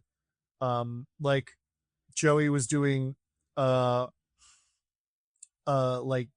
to be in the insurance pictures looking sad so they'd get more money, and then when he's can you lie in the ashes pretending to be dead while I weep over your body? It's oh, so there's more money, okay. Yeah, that was funny. The way he kind of just tosses that off is really funny, and I don't know. There were a lot of good Adam Goldberg jokes in this one. I felt and I really do feel like he's kind of a little bit of a secret sauce. I think that makes the show a little better. Hopefully, he gets a spinoff when the show ends. Maybe now that there's so much noise about Joey, we'll get the 20 years later, where are Gina and Jimmy now spinoff. Oh yeah, or Jimmy and Gina's first wedding, like that. Well, I guess then we need to have it be a we need younger actors, so we can't get Adam Goldberg. So that would defeat the whole purpose. Yeah. What's he up to now? He's on that Equalizer show. Oh boy, good for him. He's been on 74 episodes of it. Wow, there are 74 episodes. I know. Is that even all of them? Let's see. How many has Queen Latifah been in? 74. Okay, so 74 is the maximum amount you could be in. But yeah, so he's like the third lead on the Equalizer show. Damn, good for him. Wow. Wouldn't have guessed, but good for him, I guess. That's probably really nice. Really nice steady paycheck. Yeah. Network, like CBS too. Like that's never going away. Or it's not going away until one of them decides it is. And, but then maybe he gets a spinoff from that where he goes back to LA to be with his friend. Well, I don't know where the Equalizer takes place. It might be in LA as well. Who knows? Someone write in if you watch the Equalizer. No, nobody watches it, so nobody knows. Yeah, it's a shame. Looks cool. But yeah, so all that's being said, like it was an okay episode, but I there were a few jokes that had me chuckling. Yeah, that's fair. How many more are left after this? 4? Yeah, because this is 18. Yikes. So yeah, there's 19, 20, 21, and 22. And then that's it. No more Joey. Wow. Well, speaking of Joey, let's talk about Joey Robot. Joey Robot, that's right. Joey Robots. That's one of their names, right? I wouldn't. It might as well be. Couldn't give less of a shit about any of their names. Rabbit. Bear. I do know their names, but I'll save that for this 15-minute summary I'm about to give. Yeah. I'll start it up. Luckily, I didn't start it by accident when you started talking about Joey from Friends. Mm-hmm. So now I'll get the pumpkin ready. All right. I'm going to start it in 3, 2, 1, begin. All right. So we start with a flashback kind of thing in 1982, I want to say. Maybe. Where 1982 or 1983, regardless. How old does that make the daughter? Well, they say 20 years later. So like this series seems to be set in the early 2000s. Oh, which I think was true of the first movie. That makes sense. Yeah. Okay. Well, I mean, obviously it must have been, but you know what I mean. Yeah. Yeah. So they, it's in a Freddy Fazbear's location, although not quite like the one we saw in the first movie. Yeah. And there's a little girl who's just sitting near the stage waiting for the cool animatronic to come up because she thinks that no one wants to hang out with her at this birthday party she seems to have been invited to. Yeah. And another little girl who is blonde and white. So you're like, is blonde that and the white girl version of the blonde and white character from last movie? And the answer is yes. I was going to say, thank God. Otherwise I would have been very confused. She's like, you should come celebrate. And she's like, okay. But the little girl whose name is Charlotte, sees a boy being taken back, like in the back rooms in the employee area by a guy in a robot, in a rabbit animatronic suit. A rabbit She's robot. like, uh-oh, that's bad, probably. So she runs up to tell the parents and they couldn't give less of a shit. So she decides to go. Kid. Fuck them kids. Not to give away the name of my wheel slice. Oh. So she tries to go save him herself. Little girl Vanessa is like, don't. But Charlotte's like, I don't care. So she goes and she sees that the kid has been knocked out and the rabbit man is singing or something and washing his hands. So she, with the strength of 10 men, lifts up this kid who is her size. And carries him down the hall while the rabbit man, who's Matthew Lillard, we already knew that, chases after her. She makes it to the front of the stage somehow. I'm not quite sure how. Yeah. And she's there and her vision's all blurry and she yells mad because nobody listened to her. And she falls over and drops the kid who she saved, but there's knife wounds in her back. And then she falls into the trap door and the marionette animatronic lifts her up in its arms. And everyone's like, oh my God. So there's newspapers about how, the terrible accident, but it was a murder, but it was an accident, but it was a murder, but it was an accident. But who did the murder then? We'll get to it. Well, eventually, what do people think happened? You don't know. Not clear, because they really do kind of switch between saying the two different things. It's not like it's like foul play suspected, and then it's like foul play cleared up, and it's like, oh, okay, there's the timeline. It's really confusing. William Afton did it. Matthew Lillard from the last movie. Anyway, then in the present, 20 years later, Abby and Mike from the last movie, Josh Hutcherson and his sister, are living a more normal life. She's going to school. He probably has some kind of job. I don't know. Yeah. Who cares? Don't worry about it. He met a guy named Jeremiah. Was he in the first movie? I don't think so. Who knows? Yeah, we'll never know. Anyway, so she's got to go to school and he's taking care of her, but he got to call Vanessa first to be like, are we still having dinner tonight?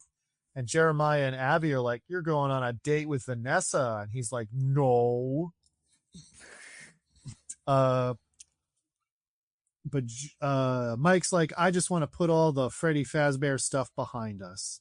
Meanwhile, Abby's telling everyone on the school bus all the Freddy Fazbear stuff. And a little kid's like, I think that's cool, and I think you're telling the truth. And you're like, is this kid going to be important? And the answer is no. Oh, yeah. Forgot about him.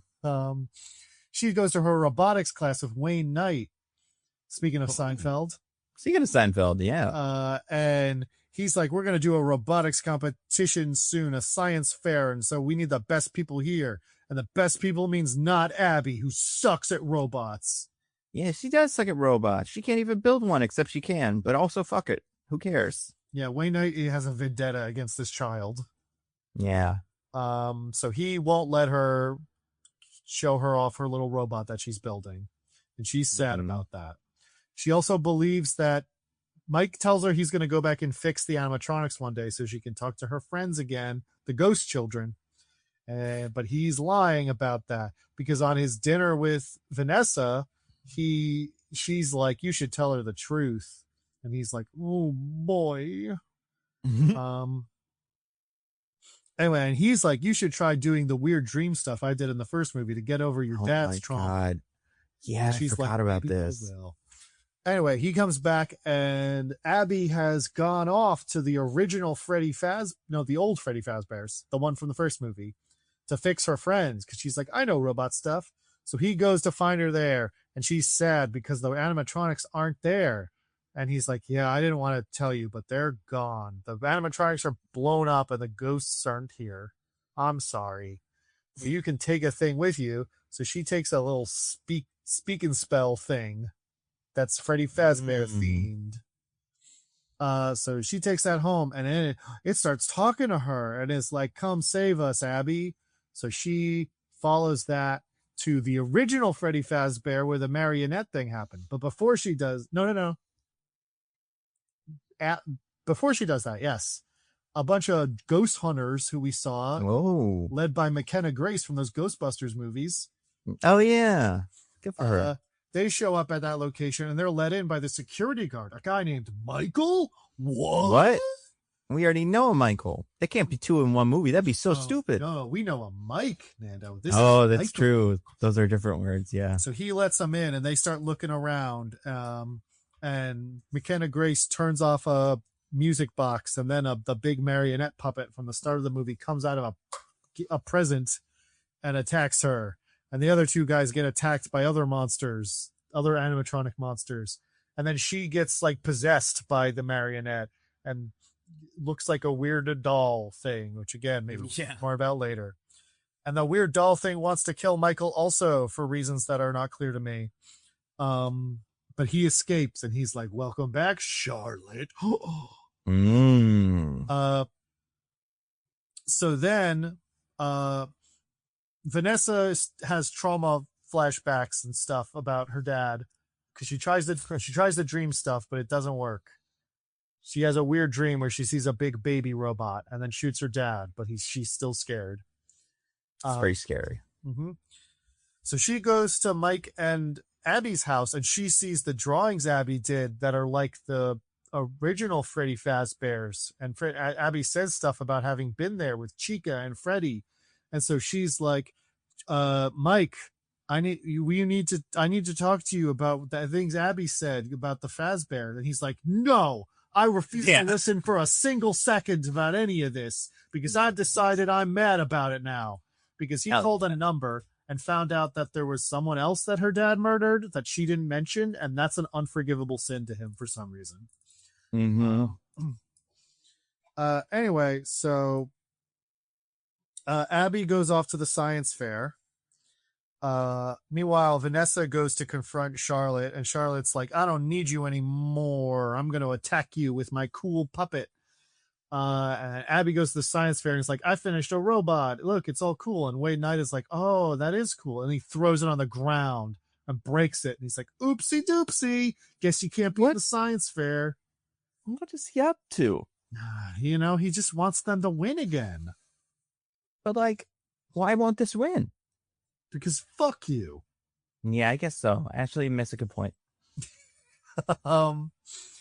So she cries and runs away, and she goes back to the Freddy Fazbear's original location, where Chica is. Toy Chica, voiced by Megan Fox? What? If you say so. Yeah, according to IMDb. And she thinks it's the original Chica, but it's not. It's being controlled by Charlotte through the marionette, because the marionette can control the other animatronics through wireless, which doesn't make sense why that was built, because it was originally just an animatronic. So what does that even mean? But forget about it. So Chica's like, I'll be your thing if you turn off the perimeter lock that stops us from leaving. So Charlotte tortures the code out of Vanessa, and then Abby inputs it, because I guess their big animatronic fingers can't type. That makes sense. I feel like the beak could if she needed to, but yeah. I mean, it's fine. So she turns off the perimeter lock, and all the animatronics can leave. So she and Chica, Toy Chica, go back to the school, and Toy Chica's like, I'm a robot. And Wayne Knight's like, that's obviously a person in a costume. Get out of here. I hate you. So Toy Chica does a big murder on him. Squeezes his head and is like, guess there's nothing in your brain because you're stupid. Hell yeah. Meanwhile, Mike has gone to meet the guy who put up posters, the guy he found out about Charlotte from, who had put up some posters, as I found out. And it's Skeet Ulrich. From Riverdale? From Riverdale. And he doesn't say his name in this scene, but Mike says his name later, I guess. Oh, yeah. And he's like, Charlotte was my daughter, and I was so not a good dad. I was so focused on my business with my business partner, who I shouldn't have trusted, and I let do bad things. My business partner. And Mike doesn't care about what he says at all. But then sees the river thing in the Freddy Fazbear's. It's like, Abby drew that. If only somebody had tried to tell me this earlier. Yeah. So he runs off to find Abby, but first Skeet Ulrich gives him a music box, and he's like, Charlotte liked this music box. Can you leave it for her? And he's like, okay. So Mike goes back. He finds Vanessa all tied up, and she's like, we got to save Abby. All the animatronics are out, and they're going to do bad stuff. So he's like, all right, let's cut through this tunnel to get to the security room for no reason. Yeah. They have a scary scene there. And then they make it to the security room, and he's like, okay, I'll try to turn off the animatronics, a system I know nothing about and you know everything about, while you go try to save my sister, the thing you'd think I'd care about more. Yeah. So they do that. They split up the duties. This is the Five Nights at Freddy's 2 sequence, where it's like, why doesn't the security room have a door? Wow, yeah, that's pretty good. A flashlight goes and makes them stop. Oh, that's handy. He puts on the mask that makes them think he's an animatronic. Yeah, and he's even like, I'll try this, as if he thought that would work. Like, it's like a strategy. Well, he literally says there's no way that would work. And then when the animatronics try to kill him, he puts it over his face. Like, I don't know. Like, he's like, I might as well try. And it works. Anyway, true. Vanessa drives away, but she gets attacked by the broken down Foxy, who they clumsily explained in an earlier scene, but it's really just that way because it's that way in the game. And she almost dies, but then doesn't. A bunch of the animatronics are loose, and they're just attacking the parents, because Charlotte is mad at all the parents who didn't listen to her at the start of the movie. And so the animatronics being controlled by her are going to kill all of them. But Vanessa saves a couple of them from Freddy. And despite some close calls, Mike manages to shut off the wireless signal. But it's being rerouted because one of them's still on at Mike's house. He goes and he sees Chica is still on, and her chest breaks open, and the marionette is in there and attacks Abby and possesses her. So when Vanessa and Mike get there, the marionette possessed Abby attacks them and is like, I want to kill all the parents. But Mike uses the music box and puts her to sleep, and then he turns it off for some reason. And they're like, well, it's gonna get annoying. We don't want to have that on all day. And they're like, we did it, everyone's safe. But Michael's here since like an hour ago. Who? Yeah, Michael. And it turns out he's Vanessa's sister, another child of William Afton. And he thinks all the cool murders were good. And he took control of the animatronics, or he's working with Charlotte. It's not clear. But they're the animatronics are going to do big murders. But earlier, Mike had gone back to the Freddy Fazbear's from the first movie and been like, ghosts, if you're still here and you care about my sister, you'll help us. So then the old animatronics show up and they beat up the new ones. And it's like, hooray. And then Jeremiah beats up Michael, a man he's never met and doesn't know anything about. But he's like, I guess I might as well beat up this white guy. Smart. Yeah. So everything's cool and everyone's like, we did it. But Mike is like, Vanessa, stay away from me. I can't trust you. You're a bad person. And she's all sad about it. And then Marionette Mask comes up from behind her and, gets her. Oh, no. No. And that's the end of the movie, except for the post-credits scene where some guys scavenging find the dead Matthew Lillard from last movie in the robot suit. And then it's like, what are they going to do with that? Sequel? And the end indeed. Oh, right. I forgot how terrifying the pumpkin timer was. That was scary because I wasn't expecting it. Yeah, I think you did a great job, Diggins. That really is what happens in that movie. Did I miss anything important? There's a couple small things you missed that I think we'll get to in Wheel Slices, so we could save them. But I think you got most of it because there's a lot of stuff where you're like, why did that guy do this? And it's like, there's no reason. So there doesn't this one is going to seem less sensible than usual. And these frequently seem nonsensical, but I feel like this one, the sensibility is going to match the sensibility of the movie. So if you're confused, that's what we were feeling too. Yeah, pretty much. Listeners. Yeah. All right. Well, you know what's another thing that can be, animatronically animated? What's that? That's a good point. A wheel could be animatronically animated. So, Nando, I have a lovely wheel right here. That is a really nice wheel, actually. I never compliment the wheel usually, but that's a good looking wheel. Lots of little chunks on it. Just slices, if you will, that will explain various nitpicks we have with this movie. So there's some of mine, there's some of yours. Who knows what order they'll come up in? Yep. But why don't I give this wheel a little spin and we'll spin away some stuff based on what comes up. All right, so I'm gonna just go it's actually a wind up this time, like an animatronic.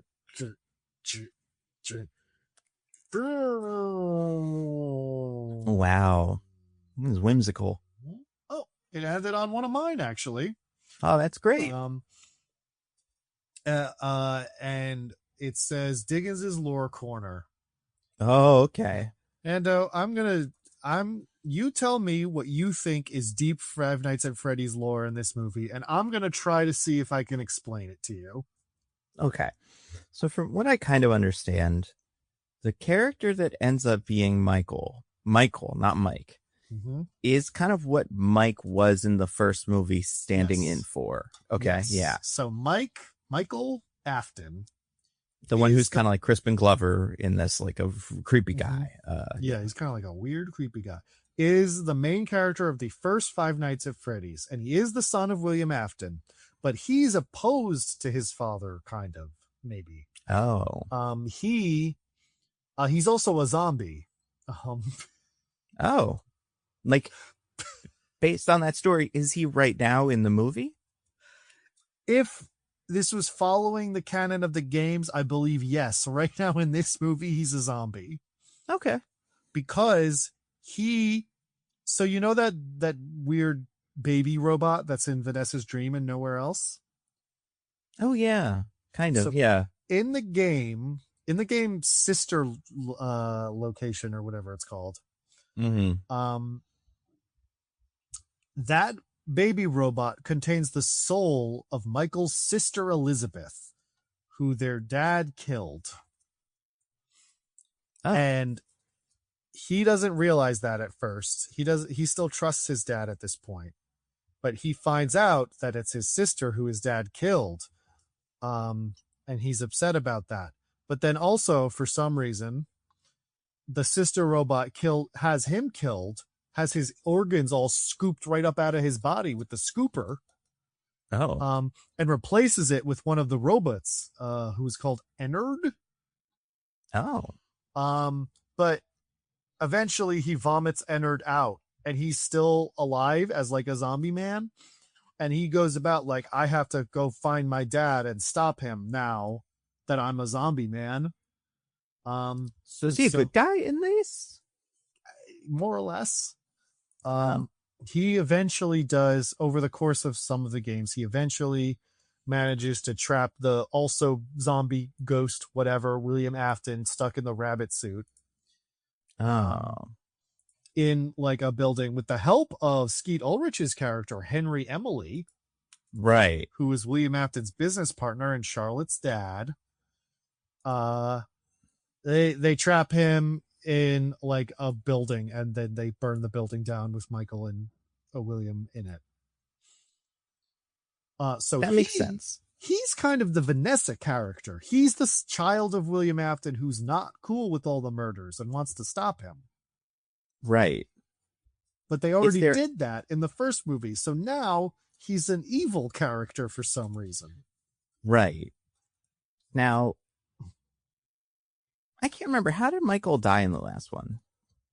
Michael wasn't in the last one. Or not Michael, sorry. The main Shaggy. How did Shaggy die? Yeah, so the weird thing about the animatronics is they're called spring lock suits. The idea is that they are animatronics, but they also, if you activate the spring locks, they like push all the animatronic machinery's parts aside, and a person can get in the suit and, you know, act as them instead of just making a suit as well as an animatronic. Right. So while he's in that, the spring lock system activates and all the machinery like moves into place and crushes him to death. Yes. Okay. Yeah. I kind of remember that now. Now I'm thinking about it. So he is. So should be like fully dead. Yeah. He's a ghost or a zombie or something now. But like, okay. Yeah. So the zombie thing. Okay. Then Skeet Ulrich's guy, he invented the robots. With William Afton. Yes. Yeah. Well, was he like the robot one and William Afton was like the theme park one, or like not clear? Okay. What else? Okay, so this is the second like this new location is the main Five Nights at Freddy's, or like Freddy Fazbear's was the original Five Nights at Freddy's location that got closed down when a child was murdered, and then they opened more where children also got murdered. Is this all happening in one town? This one appears to be, yes. Okay. Interesting. I don't know if that's true in the games or not. Yeah, I would have to imagine no. But maybe. So then the marionette, is that a thing in the games? Yes, and they call it the puppet usually, but it is a robot that looks more or less like that. Actually, it looks exactly like that. They're very slavish about the visuals. And is possessed by the ghost of Charlotte Emily. Oh. The puppet, though, is a more heroic figure in the games. she's very protective of the other ghost children. And only ever goes after the main character because she thinks that they're a threat to the ghost children, because the main character is usually Michael Afton, and she's like, so right, you're like your dad, or I literally think you are your dad. Again, not clear. Right, that makes sense. What's the deal with the one that's a baby? Not the baby. Okay, the baby one's weird too. What's the deal with the one that comes out of the water? The balloon boy. Yeah. I don't know if he has lore, but I know that he's in the second game and everyone hates him because he's annoying. Okay. And then what's the deal with the little baby guys that the marionette seems to make, or like its little, spawn or whatever that live in the water? Piranha babies. Is that like a thing? I am not sure. I think maybe they're these things that they call nightmarians. That sounds right. That is in one of the games. Or no, I'm sorry, no, I think that's something else. I don't know. This might be one of those things that's not like important in lore, but is in a game as like a gameplay thing. Right. Okay. What else is important? I don't know. Those are my big ones. I feel like I get most of it. Any other lore? What's the most interesting thing in the lore that I haven't mentioned yet? None of it's interesting. Okay. I mean, honestly, I think the most interesting thing is that Michael's a zombie somehow. Because it's so out there for no reason. Is there any reference to that in the show or in the movie? As far as I could tell. Okay. Here's the thing. I have a lore question I have. Mm-hmm. Because I have no idea what this is, but just the way it's framed in the movie, I'm like, this has to be something, right? Right. Which thing is that? Which is after Vanessa saves those two old people from the Freddy Fazbear animatronic. Oh, right. She brings them over to their neighbor. Oh, yeah. They need to stay with you. It's not safe. And the neighbor, there's like a zoom in close up on the mayor the neighbor, not mayor, who like turns over his shoulder, looks into the camera and is like, sounds like you're going to need a lawyer. And I'm like, what is this? Yeah, what is that? What is this? I don't know. I forgot about that. Is there like... Does someone get sued in the movie or in the games? It's cool, I guess. I have to imagine that the Freddy Fazbear's locations got sued a lot because of all the child labor. Right? But yeah, that guy just like is like, that is a big moment in the scene.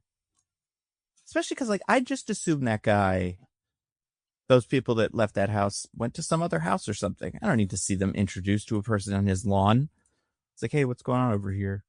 And the weird thing for me, the children in my theater did not gasp at that. Like that was some thing that they recognized. Let's see. And let me tell you, these children popped off for Michael. Okay. Oh, he may have been in the first movie. Oh, was he? Is that Doug film? I don't remember what he looked like, but I think this is, okay. Doug is a minor recurring character in Five Nights at Freddy's film series. He was Jane Schmidt's lawyer who is attempting to gain custody of Abby Schmidt. He is portrayed by Michael P. Sullivan. Isn't that the name of the one from Monsters, Inc.? Well, Sully. There's Mike and there's Sully. Oh, yeah, James P. Sullivan. But I remember being a P. Sullivan. But yeah, I guess this guy, it's a reference to like that he lives in this town. I mean, I don't know why this movie thinks I would remember a minor character from the first one. I barely remember anything about the first one. Yeah, it's really stupid. Here's the trivia for Doug. These are 4 trivia facts. Number 1, the shot of Doug sitting at a table is among the first few images released from the film's production. Sure. Doug is the only character out of the 4 people who went to Sparky's Diner to not be killed in the entire movie. Jeff, Maxine, Jane. Sure, this is all from first movie. Doug is a Minnesota lawyer, shown in his family court matter papers handed to Mike. Does this movie take place in Minnesota? I guess so. All right. And then last thing, in the novelization, Doug is said to stare at Maxine's breasts while waiting for Jane to arrive at the diner. This was a mistake left in and was addressed by Scott Cawthorne a few weeks after the novelization's release, clarifying the mistake and stating it will be removed in future prints. Wait, what do you mean it was a mistake? I don't know. I don't even remember who Maxine is. But whoever it is, it's not supposed to stare at her breasts. But he did. Like you went into a fugue state, accidentally typed that, and then forgot to remove it? Like, what do you mean it was a mistake? Okay. So Maxine was the babysitter in Five Nights at Freddy's 1. Mm-hmm. She was a babysitter for Abby Schmidt before being revealed to work for Jane in her attempts to gain custody of Abby. Yes. So I guess this. I guess when the person wrote the book, he was like, and he stares at her boobs, and then he remembered that this character is supposed to be like maybe 18, and then he was like, okay, probably shouldn't do that. But it's guy also seems like he's kind of a sleazy lawyer type, so I don't see why that would be a problem. But yeah, I really don't know. I don't know. So yeah, I guess now there's like sorry. I was to say now there's like film lore that is connected to previous films and not connected to the movies at all that I still don't know, even though I've seen all of these. Yeah. God, what a weirdly emphasized moment for something that is nothing. I think that's a good way to describe these movies, though, is like they think this is funny and nobody does, because like these movies are so out of touch with what anyone would want from these that. Well, are they? They make lots of money and the kids love them. That's a good point. Yeah, that guy is weird.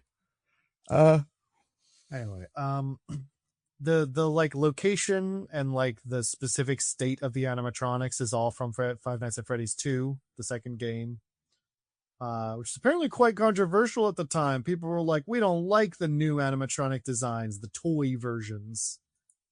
Oh, why not? I'm like, I can barely tell the difference. Yeah. I mean, I so much so that I was like, oh yeah, that's them from the last movie. And then when the other one showed up, I'm like, oh right, they looked textures a little bit different. Interesting. Also, was there a fucking, what is Circus Baby? Circus Baby is the one in the dream. That is the one in the dream. Yeah. That in the games is the little girl, is the little sister soul trapped in the robot. But so do you think there's a third Afton child, or did they remove that now because there's Vanessa and Michael? I'm not sure.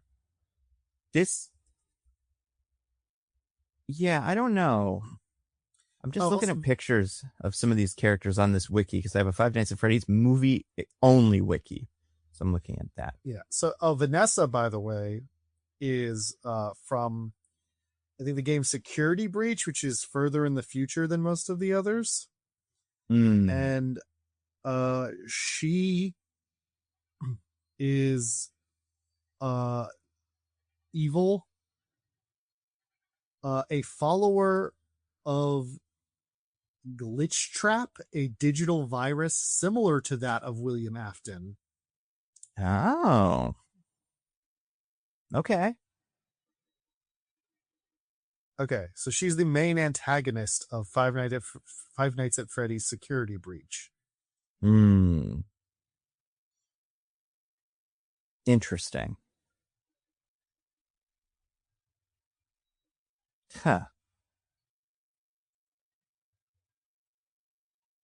I don't know, man. Yeah, this is weird. I'm looking at something now. This is a good question somebody's asking. And this is about the marionette. I'm going to call this isn't even a nitpick, but this is just a question. There's speculation among some fans that being possessed by the marionette may physically destroy or kill the host body over time. This is suggested as it is unclear why else the marionette would leave Lisa's body behind in exchange for Abby. Good question. Why does it do that? You know? Why not? I don't know. But also, is the Faz Talker thingy, is that like in the games as well? Is that like a weapon or something? I don't think so.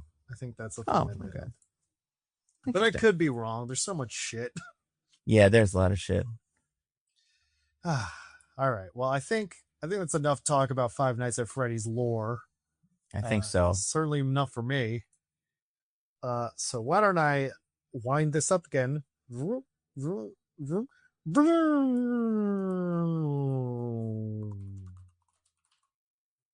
Nando, it landed on one of yours. Oh my god. Okay. Okay. So this one is the biggest one for me, and it's just a question, and it's not that funny of a wording because it's just a question that I had coming out of this movie. Almost every scene of this movie, I was just like asking this question, and the question is, what does X non-main character, so anybody in the movie, think about Freddy Fazbear's? Like, and there's a couple of characters we meet that I'm kind of curious about. First one, right? Let's say the friend who ends up punching the Michael, right? Mm-hmm. Not connected to any of this Freddy stuff, and from what I can see, not in the first movie at all. Like, so this is a new guy.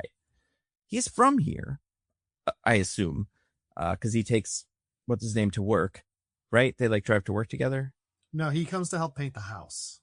Oh yeah, that's right. That's what he's doing. Huh. Yeah, well, whatever. Either way, he's probably from around here. Like, if you saw someone had Five Nights at Freddy's shit at their house, would it be like if you saw someone right now that had like a picture of Mickey Mouse at their house, or like a signed picture from O.J. Simpson? You know, like, would you be like, oh, you display that? That's weird. Or would it be like, oh yeah, everybody has that in their house. He's a popular guy. Because like, this is ground zero for these things too. Like we're saying, the first one of these is in this town. Everybody that had massacres still lives here. So they like, is this a popular thing outside of this town? Does anybody even know it? So, okay, in this movie universe, I can't remember enough about the first one to speak definitively about this, but like, I don't think it is publicly known that William Afton did these child murders. Sure. I think as far as the public is concerned, the most that people know about it is it was kind of unsafe. Some children disappeared or something, or like died. And so it got shut down. So, and that's the first one, or the one we were in the first movie. Yeah. And this one, because, you know, we see at the beginning, Charlotte dies. This one, this girl gets stabbed like in front of everybody. So like, it's implied they somehow swept it under the rug and were like, it was some kind of weird accident. And that makes sense. Or like that is kind of how I think the movie frames it. But then it's kind of like, so these Freddy Fazbear's is from years in the past. Because, okay, when did Freddy Fazbear's 1 from the first movie close? Was it also like back in childhood? I think it was, like it was many years ago by the time of the first movie. Right. So then I could be convinced that the way this universe works is there are these two and no others. There's the main one and then an expansion one. Because those are the only ones we ever hear about. And it seems like Mike doesn't even consider that she's at the second one when he's thinking about like, oh, she might be at that one or whatever. Like, that's not even on his radar. Exists. Yeah. So I guess I don't understand is like, we'll see later, and we're definitely going to talk about this. I'm sure it says it's real place. This is like something culturally people recognize in the Five Nights at Freddy's at first, but like, do they know it as, like a fun thing that everybody liked? Or are these the freaks who are into like weird shit? And this is the Menendez brothers documentary for them, where it's like, oh yeah, all those people got murdered at that place. I'm now into it. And like, it's a sex thing for me because I'm, childhood trauma, I guess. And like, cause like, were there ever only 2 of these? And then they both closed because kids mysteriously got murdered at them or disappeared or something. And then that happened twice. They never reopened. Why do they have a guard at all? What is it? Like, I just don't understand it. I do think so. In the first one, he's hired to be the guard by William Afton. So that's a ploy to get him murdered. Mm-hmm. And in the second one, Michael, I think, is perhaps not really a guard, but is posing as such to also get people murdered. Right. And like, I'm not really sure why. I don't either. Like, part of me's like, maybe he's. Yeah, I got no idea. I really don't know what Michael's up to in this. And like, I guess for me, if I was this guy, and we see it in the first movie, like Mike's really desperate, so he takes the job and whatever. But like, for everybody else having an opinion, like if you're the girl, like whatever her name is, the little one, and you go to school with a Freddy Fazbear's toy that you built, that's fucking weird. Assuming that there were only 2 of these in this town, and it was the subject of a bunch of child murders, and that's it. Like, and I guess maybe that's why Wayne Knight is cool in this. Is just like, stop bringing your fucking weird shit into the thing because we're gonna lose. Stop bringing your murder robots. Yeah, and then when someone shows up with one, I'd be like, this kid's gonna kill us all. Like, that would be it. But so, I guess, yeah, I don't know. So on the one hand, people seem to remember it as like, oh yeah, I went there as a kid, have some sort of like nostalgia, fondness for it. And like I said, I don't think the fact that William Afton murdered those kids ever like became public. So I think in one way, it's kind of like, if someone had like pictures of Action Park up in their house, where it's like, oh, that's the old thing I loved that was super dangerous and people died. Which is like weird, but not like insane. But to counterpoint my own point, they also say at the beginning of the movie that Freddy Fazbear's is becoming like a big thing that they're having a whole festival for in the town because the aunt from the last movie talked about getting attacked by animatronics from it. So the whole like renewed popularity has to be based on it being like a spooky murder thing. Right. And we have a podcast now of ghost hunters, why are they ghost hunters? That's the term for a group of ghost hunters, by the way. A podcast of ghost hunters. Yeah. Why would they be hunting for ghosts there at all? Well, like, to be fair, ghosts definitively exist in those places. That's true. They do definitively exist. And one kid did die there. At least they know that a kid died in that one. But yeah, like they're like, oh, we're going to go there and check this out. So like, this clearly has some sort of, there's a story here that's going to make it into the real world. And like, I don't know. I just fully don't get it. Like, I want one character to react in a definitive way to one of these things in a way that's like, oh, this is what a normal person would feel like if they saw this in real life. Like, yeah. Also, did nobody ever find out what was in the robots? Nope. Nobody even asked. They look cool. They should look. Someone should steal that technology. I'm sure they will in the next one or something. But like, I don't know. It's just implies they're salvaging some of the stuff. They're like, yeah, that's true. This. The whole thing is just so confusing and like, yeah, it kind of feels like this town exists in the same bubble that the It movies take place in, where in Derry, where everybody magically kind of forgets about it, especially adults. And also a bunch of other Stephen King stuff is there, according to the show. And a bunch of other Stephen King stuff is there, yeah. And but yeah, like I just don't. I don't know. This whole thing just fucking super confounding for me. And maybe we'll get to the rest of it later, but that's just my big question with this movie. Like, for instance, when they get in the guy's car, when they get in the cab's car, is the cabbie like, oh my God, it's a murder robot? Or is he like, oh, from childhood. Like, because they look like murder robots. That's the other thing. They don't look fun. So I can't even imagine a world. Yeah, I can't imagine a world where someone would see them and go, oh, fun. And I'm sure there's things like that in our world, but like, I don't know. We kind of got rid of most of them. Now, I feel like I can kind of see it with like Freddy and Chica and Bonnie and Foxy, where it's like they are kind of terrifying, but they're also like big and colorful and, have like exaggerated features. So it's like, I don't know. I can see how a person would be like, oh, that's such a silly thing for a kid. The marionette in this movie is like a weeping ghost monster. Mm-hmm. It's like a Slender Man, like from fucking, Hayao Miyazaki movie or something. It is terrifying. Yeah. It's like, I can't imagine the kid who looks at that and is like, oh yeah, I love that. Let's play.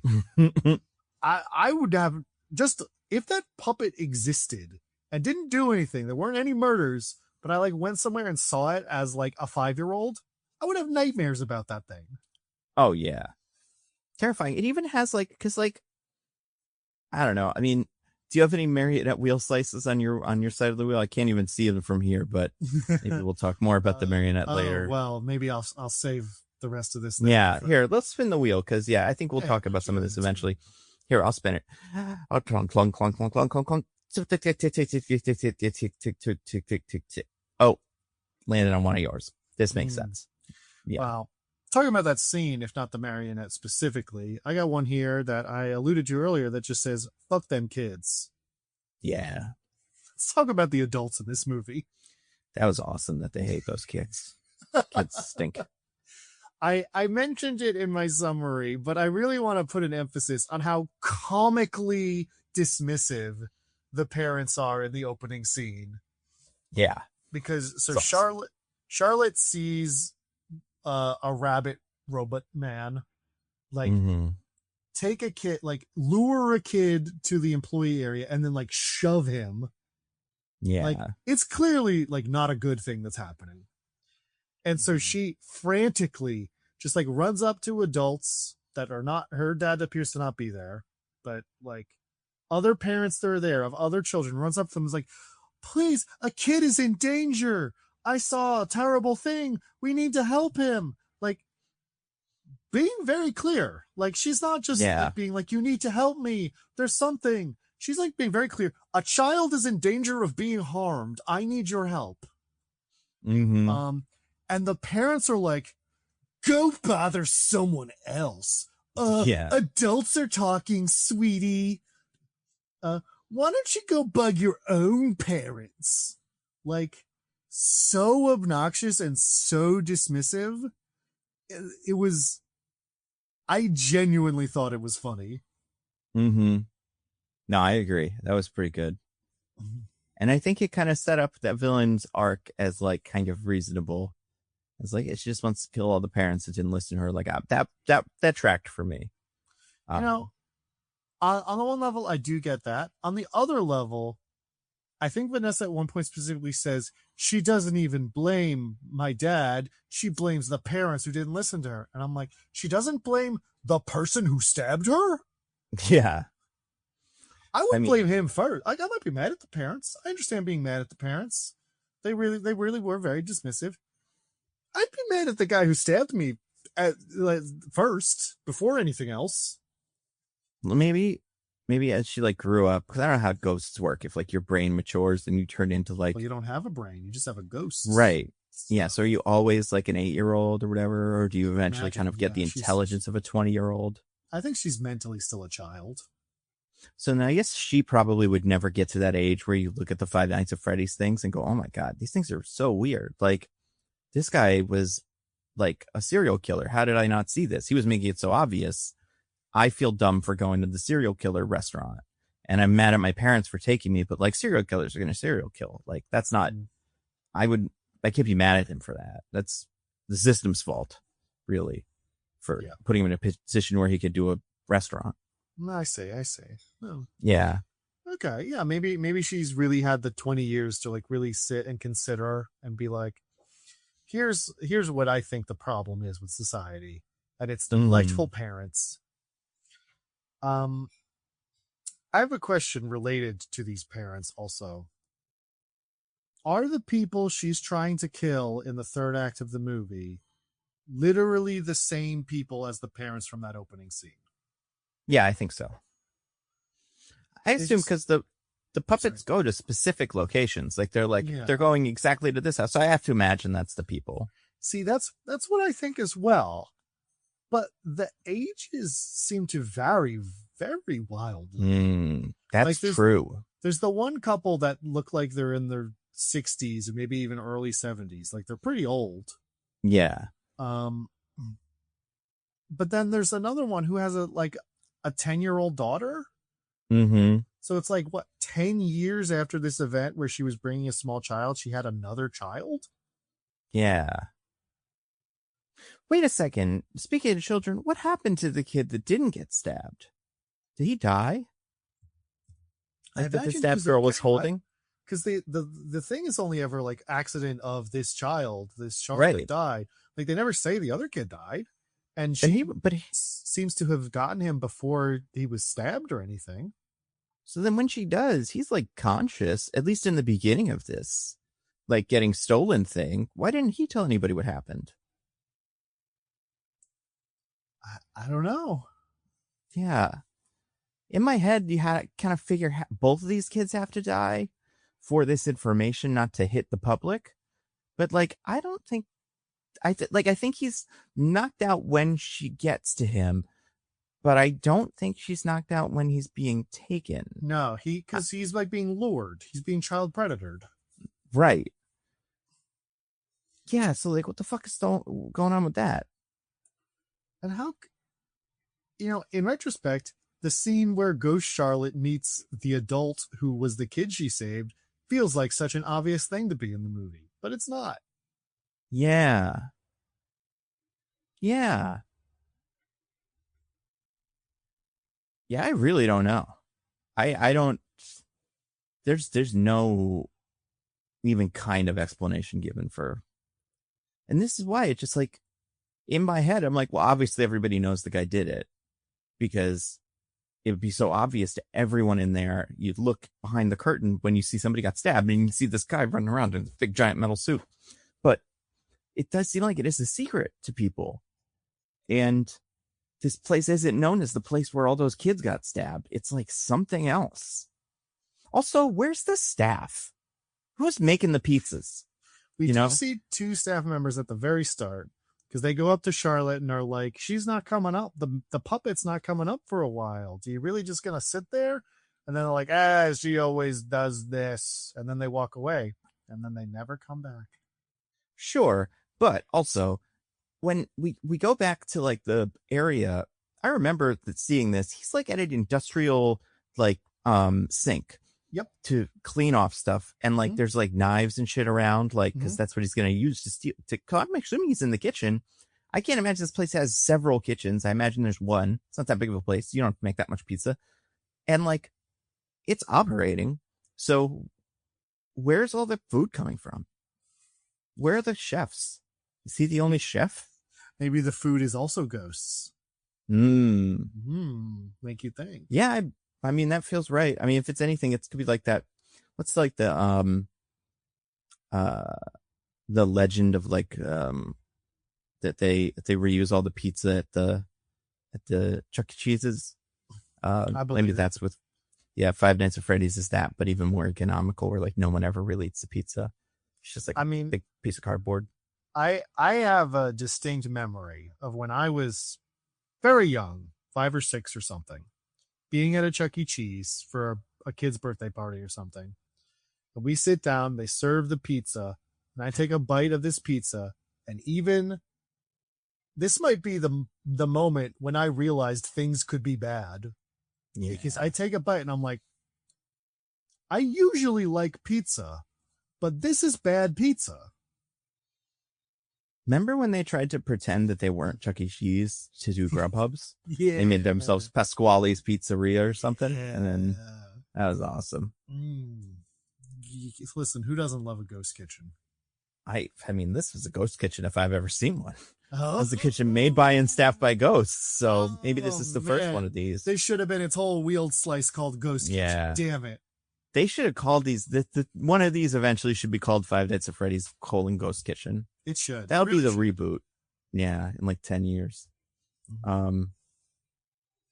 Yeah. All right, but the adults are weird. Yeah, we talked. Also, Wayne Night Teacher, insane. Also.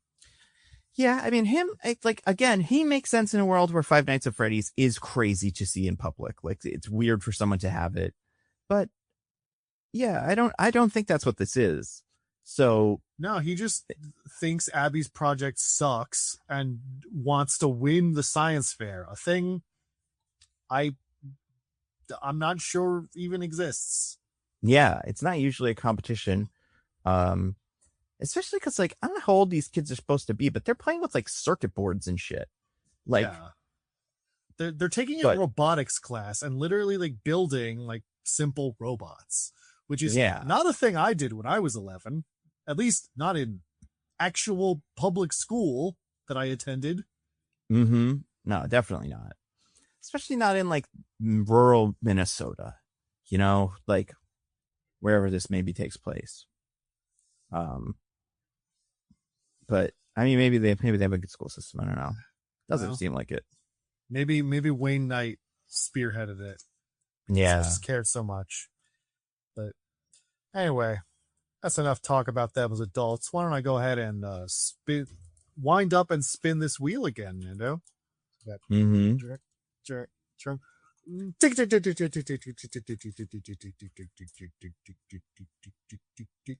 Nando, I landed on one of yours. Very good. So I want to talk about, this one is just called Tarionettes, and this is because the name such a way because I was confused about what a marionette was, because I had the terminology wrong. What I'm thinking of is, you know how stalactites come from the ceiling and stalagmites come from the ground? Yes. Marionettes come from the ground and tarionettes come from the ceiling. Oh. Because I was confused when I was watching this movie about why the marionette comes from the ground and why there's a trapdoor and I double checked this because I was so curious. I looked at pictures and everything. There's a trapdoor. The full marionette, like, composition comes out of it, including a, like, pole that holds up the strings that make the marionette go. The, like, you know, cross-shaped bit of wood that you hold to move the marionette. You've all seen Pinocchio. You know what I'm talking about. Exactly. It's bizarre to me that this movie, and apparently this is how it works in the games, and it just doesn't make any sense to me. I think they really, really, really want to have the trapdoor, but, like, if you have a marionette plus a trapdoor, you'd have to have some sort of string coming from the ceiling. And I guess the point of why I think this is so strange is, like, is this guy supposed to be good at making these things? Because this one sucks. They're supposed to be, like, wildly ahead of their time technologically. Right? And, like, this one doesn't look anything like the rest of them. The Marionette is bad. It has... Horrible nightmare ghost. For people that don't know, because I would recommend you look up a picture, but just in case you haven't seen it and you want to try to visualize it without looking at it, I'm going to describe it. So big mask, big white mask, like a little hockey mask, or like a drama mask, kind of, but a circle. It's got eyes that appear to be crying, and, like, those lines going down its cheek, or, like, going down its face, red cheeks, and then little lips. Black tears, because they're black lines down its face. So that's the part of it that's the head. Then it's got this very, like, spindly body that looks like what, like, a ghost looks like, kind of, that is black and made of, like, felt. And then long arms, but they don't come to anything. They just kind of it's like a Tim Burton, how things just kind of unfurl and, like, Beetlejuice. And taper off. Yeah, and to the Beetlejuiciness of it, it has feet, like legs, where like, from the knee down, they're just, like, black and white stripes. But that is not a design, like, that design is not consistent throughout the thing at all. It also, I believe, has a button or two that are, like, its clothes, or, like, you know, kind of where a shirt would be or whatever. But like, this doesn't look like any marionette I've ever seen. And obviously, we watch all the Pinocchio movies, so we know what a marionette looks like. And like this, and to remind me, because I don't think you said what that mouth do. What does the mouth do? Nothing, right? Or does stuff come out of it? No, but I mean, like, what does it look like? Oh, it's a big, like, kind of weird smile. Like, but like, it's not like a happy smile. It's like a wide open mouth, but like kind of smile. It looks like it's crying because the eyes are sad also. The eyes are like kind of tilted down. But also like big expression. So yeah, it looks sorrowful. But yeah, like this thing looks like it was designed to scare children. And it also like just doesn't look like it's that impressive of a puppet. It also feels like technology of it is completely different from all the rest of them. Like it doesn't fit into the group at all. I've seen what some of the rest of these will look like, and even like the Balloon Boy, who's like weird looking, still kind of looks like it's made out of the same material as these other ones. Like this seems like it would be in the French version of Freddy Fazbear's or something, where like they did it wrong, but that's right for France. Freddy Fazbear's has this mime puppet. Yeah, and like, yeah, it really is just nothing but scary and terrifying. And it doesn't play an instrument. It doesn't appear to like, because Freddy's Fazbear's is also like much like Chuck E. Cheese, like a band with like a piano and like I don't know a piano, but one of them has a guitar. But like this thing feels like it's from like the 1200s or something. It doesn't connect at all. But this kid loves it. She's like waiting for the marionette to come out. And that's weird to me, right? Like, yeah. It's not clear to me what it's supposed to do. Like, yeah, when it was in this pizza place, because we never see it do anything but rise up out of the ground and stay perfectly still. Mm-hmm. Yeah. Yeah, the marionette sucks. I also like. I brought this up a little bit in the summary, but they say like the marionette was like really ahead of its time technology where it wirelessly controlled the other animatronics. Yeah, right. Them what to do. And I'm sitting there thinking, what does that mean? It's another animatronic. It's not, it doesn't think, it's not telling other people what to do. Like, what do you mean? You like route the electrical signals to all the animatronics through that one? That's not wireless and doesn't, or like the signals that we send are like go through the marionette like an antenna. Why would you design it that way? Right. And it's weird too, because like the marionette has the ability to control the other robots via its circuitry. But then on the other hand, it also has the ghostly ability to project its consciousness onto people. Yes. But when in the bodies of the people, it could still control the robots.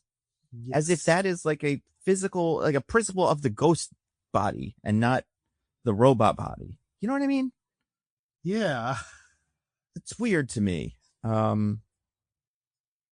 Yeah, I don't know. What even happens to the robot body when she's possessing someone like that? It's so weird because like you never see, I feel like, so the robot body, as we'll learn, because when Michael tries to set up the guys, the ghost hunters, it's like in a little present, big giant present, underneath the stairs where it like kind of lives and is held at bay by the music box. But when the music box stops, it just opens and kind of grabs the guy who's near it, right? And that's McKenna Grace's character that's near it. Yeah, but then we don't see it do any more stuff. It just is kind of like now she kind of is dressed like the marionette, and that's it. We might have a little slice for that soon. Yeah. But yeah, I don't know. The marionette's weird and bad. I didn't like it. I think could have been a cool idea if there was like a more threatening or sinister one of these, but that one just didn't fit into them. Honestly, it felt like something that would be at Wally's Wonderland, whatever that one was called. Like it felt closer to those. Willy's Wonderland, yeah. But which I still hold was a better Five Nights at Freddy's movie than neither of these. Million times for sure. I feel like looking back to, like, I would want to see, like, if you gave this property to just nobody, like to give all the money for 3, but then be like, don't use any of the lore, just make new stuff and figure out what the next step for these guys is. Like, I think there's some fun versions of them that could exist, and like it would be fun to like see, I don't know what the next step is for these things, but instead it's just this weird stuff that they've already done in the game, and it all, I don't know, looks bad. But yeah, yeah, that's all I got. No, I hate it. I'm gonna spin the wheel. Spin it again. Clonk, clonk, clonk, clonk, clonk. Gotta pull it back, and then tick, tick, tick, tick, tick, tick, tick, tick, tick. Ooh, landed on one of you whores. Well, building off of that, Nando, I have another subsection of the marionette.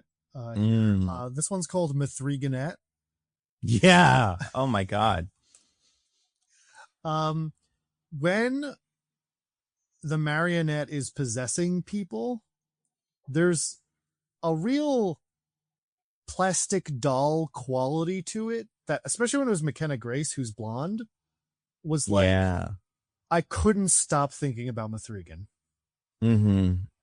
He had very Mithrigan-y vibes to it, for sure. The way it looked, the way it moved, everything about it. And like a little less so when it possesses Abby at the end of the movie, but it still kind of had that vibe. Yeah.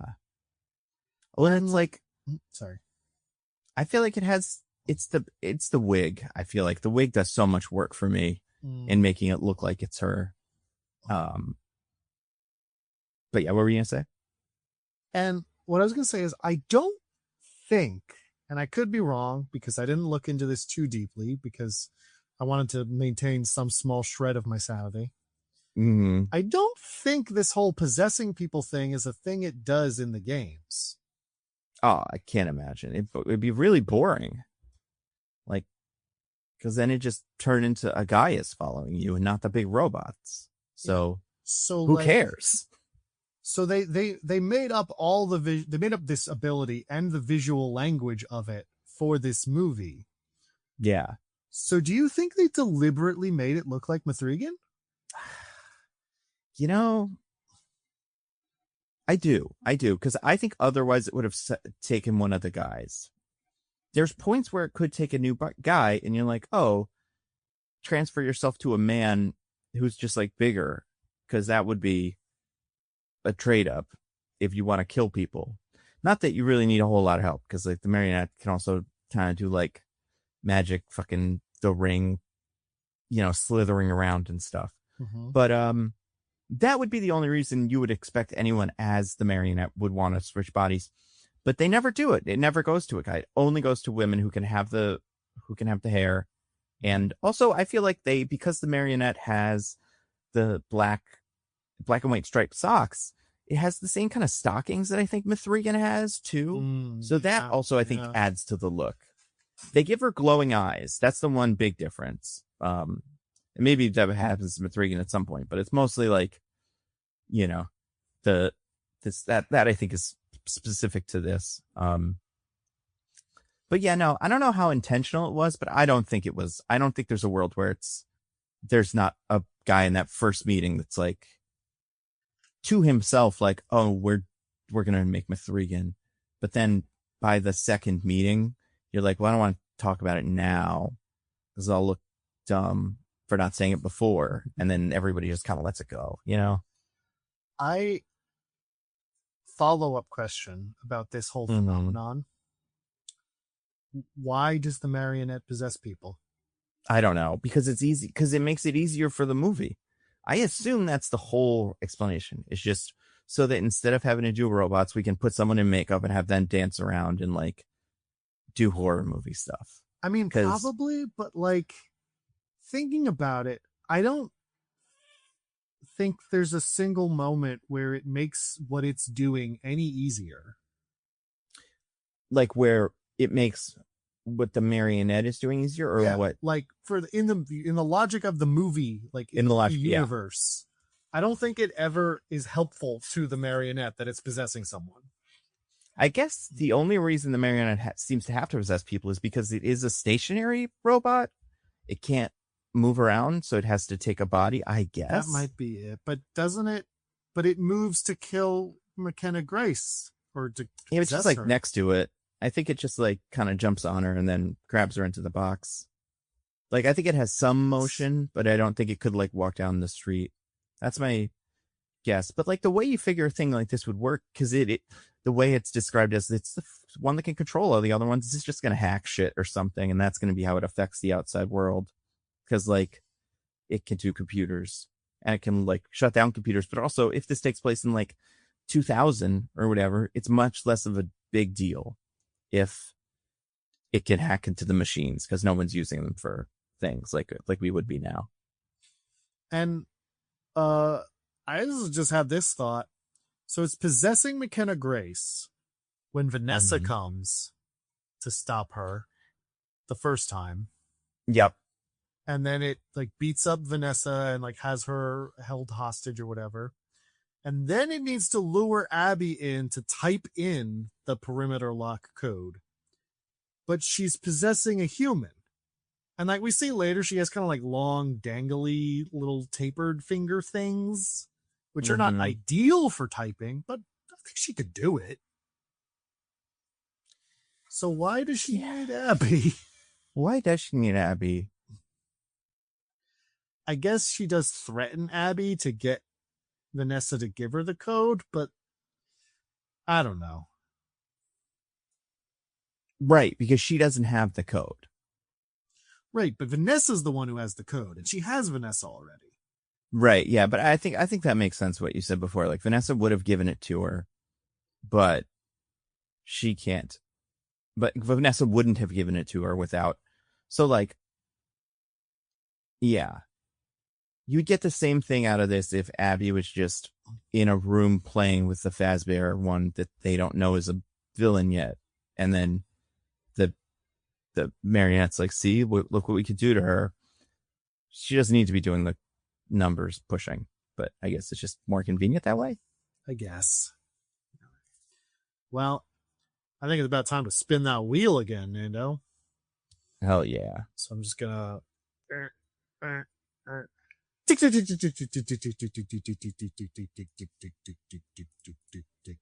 Oh, landed on one of yours, Nando.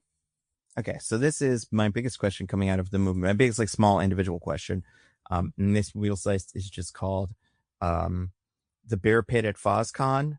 It's just like, what is the Freddy Bear convention thing? Like, people dress up for it, you know? A lot of people in costumes. Like, a lot of people in costumes. Different, even, and like, there's, as far as we know, there's only 4 Freddy's guys in the marionette, right? But like, there's a wealth of different, I think, like versions of costumes and stuff. So like, it seems like these people on like a short notice put together a Freddy convention, but like, what would it even be besides kids dying at it? Like, what do people know it for? Because these kids are all too young to have gone there as children. Yeah. Well, you know, on the one hand, Nando, you're right. That doesn't make any sense. On the other hand, in our world, Five Nights at Freddy's is super popular with the children who That's true. Definitely never went to Chuck E. Cheese and saw those animatronics because they don't do that anymore. Yeah, that's a good point. And they did that thing in this movie that I hate. Well, no, I don't hate it. Sometimes I hate it. I don't think they did it well enough here, where the Freddy Fazbear one, Fazbear animatronic, goes to the thing and is walking around, and everybody's like, hey, that's a cool outfit you got on. You might win the contest or something. Because, like, no one else is wearing anything. Like, the kid that's talking to it, I don't remember exactly what he's wearing. It seems like he's wearing a piece of purple or blue cardboard, like, kind of folded over himself. All the costumes we see suck. They're like awful. I've been to a convention or two in my day. Oh, yeah. Some of them are like that. people put so much care and attention into these things, there would be ones that look better than that. Yeah. Oh, without a doubt. If you saw that one walking down the street in the thing, you'd be like, oh, that's part of this. Like, that is, the company must have sent that, because that's clearly the real one. And there's going to be a costume contest, but like, yeah, I don't think there's no good reason why this is in the movie, besides that they wanted to wink at, I guess, that these do happen in real life, which would make sense in our world, but not in the world of the movie. But like, I feel like if they're going to do it, they got to do it more or something. It has to be like weird, like creeps who just are in it for that kids were murdered at there or something. And then, I mean, people go to true crime conventions. Exactly. And I think that would be fine. Or yeah, real, like, or we have to learn that this is bigger than two Freddy's. And then if you go, to like Jersey, there's 7 or 8 of them. And like, people have a really strong connection to this. Cause like, well, that would also make it make more sense, because if the whole thing is this one guy did all the murders, then it would be like these 2 or 3 locations in Minnesota had a bunch of murders, but it was a national franchise that most of them were fine. Yeah. Oh, for sure. And like, so then it would make a lot more sense that people would be fond of them. It was like, oh yeah, there were those couple troubled ones, but like, otherwise, lots of us went to them and never had any trouble. It is weird though, now that we're talking about it, that 2 of them seem to be within driving distance of each other. And one of them is the main one. And one of them's like a like large sized one as well. So they're similar. Well, they were not open at the same time, because first the one in this movie was made and opened, then Charlotte died, and so it closed down, and then they opened new ones. Right. Why? Like, well, because there's multiple games, Nando, and so there needs to be a reason. Yeah. Like, I would understand that in this movie if they went to a different town, like uprooted, new situation. Oh, there's a Freddy's here too. Why wasn't this on the map? When we bought the house. Oh, well, I guess we got to deal with it. But like, with this, it's like, it would be like if one went, there were deaths there and everybody was sad. And then they were like, all right, we're going to do one across the street, and that'll be a different one. But like, that'll, be like a fresh start, I guess. Yeah, I don't understand. I mean, if you're Josh Hutcherson, do you stay here? Do you like stay in this town? Hell no. Right? Like, I mean, maybe he doesn't have the money to move, which fair enough. But I wouldn't be like fixing up the house. I'd be like, we're saving up money till we can move across the country, Abby. Mm-hmm. Especially because at this point, she's his sister, right? His kid sister. Yeah. That he's kind of adopted parent of. At this point, my sister's like, can we go hang out with my friends again? I'd be like, we got to get her away from these fucking things. Otherwise, this is going to be her whole thing. She's going to go to the stupid convention, and like, in the world of the movie where it is crazy, not the world of here where it's normal and cool, but like, she's going to be like a Freddy cultist or something. And it's wild to me how long it takes him to come up with, your ghost friends probably moved on to heaven, which would be a good thing for them, right? So maybe we should let it lie. Yeah. Yeah, there's a version of this movie. I don't think it would make that much more sense, but there's a version of a movie like this, I guess. And this won't be what the next one is, because the next one's going to take off, I imagine, right from the end of this, where like, in an attempt to, because his sister won't do anything else and won't interact with anything else after what happens in 1, he like rebuilds one of the robots himself and accidentally brings to life the one that can kill everybody or something. And it's like, that would be like why it's like, well, he would leave, but he's got to get this one breakthrough first with his sister, and then then they'll leave. But he's going to do that here because he's with all the robots. But yeah, instead it's just there's a different one. And it's weird because like, besides having, how about this? Describe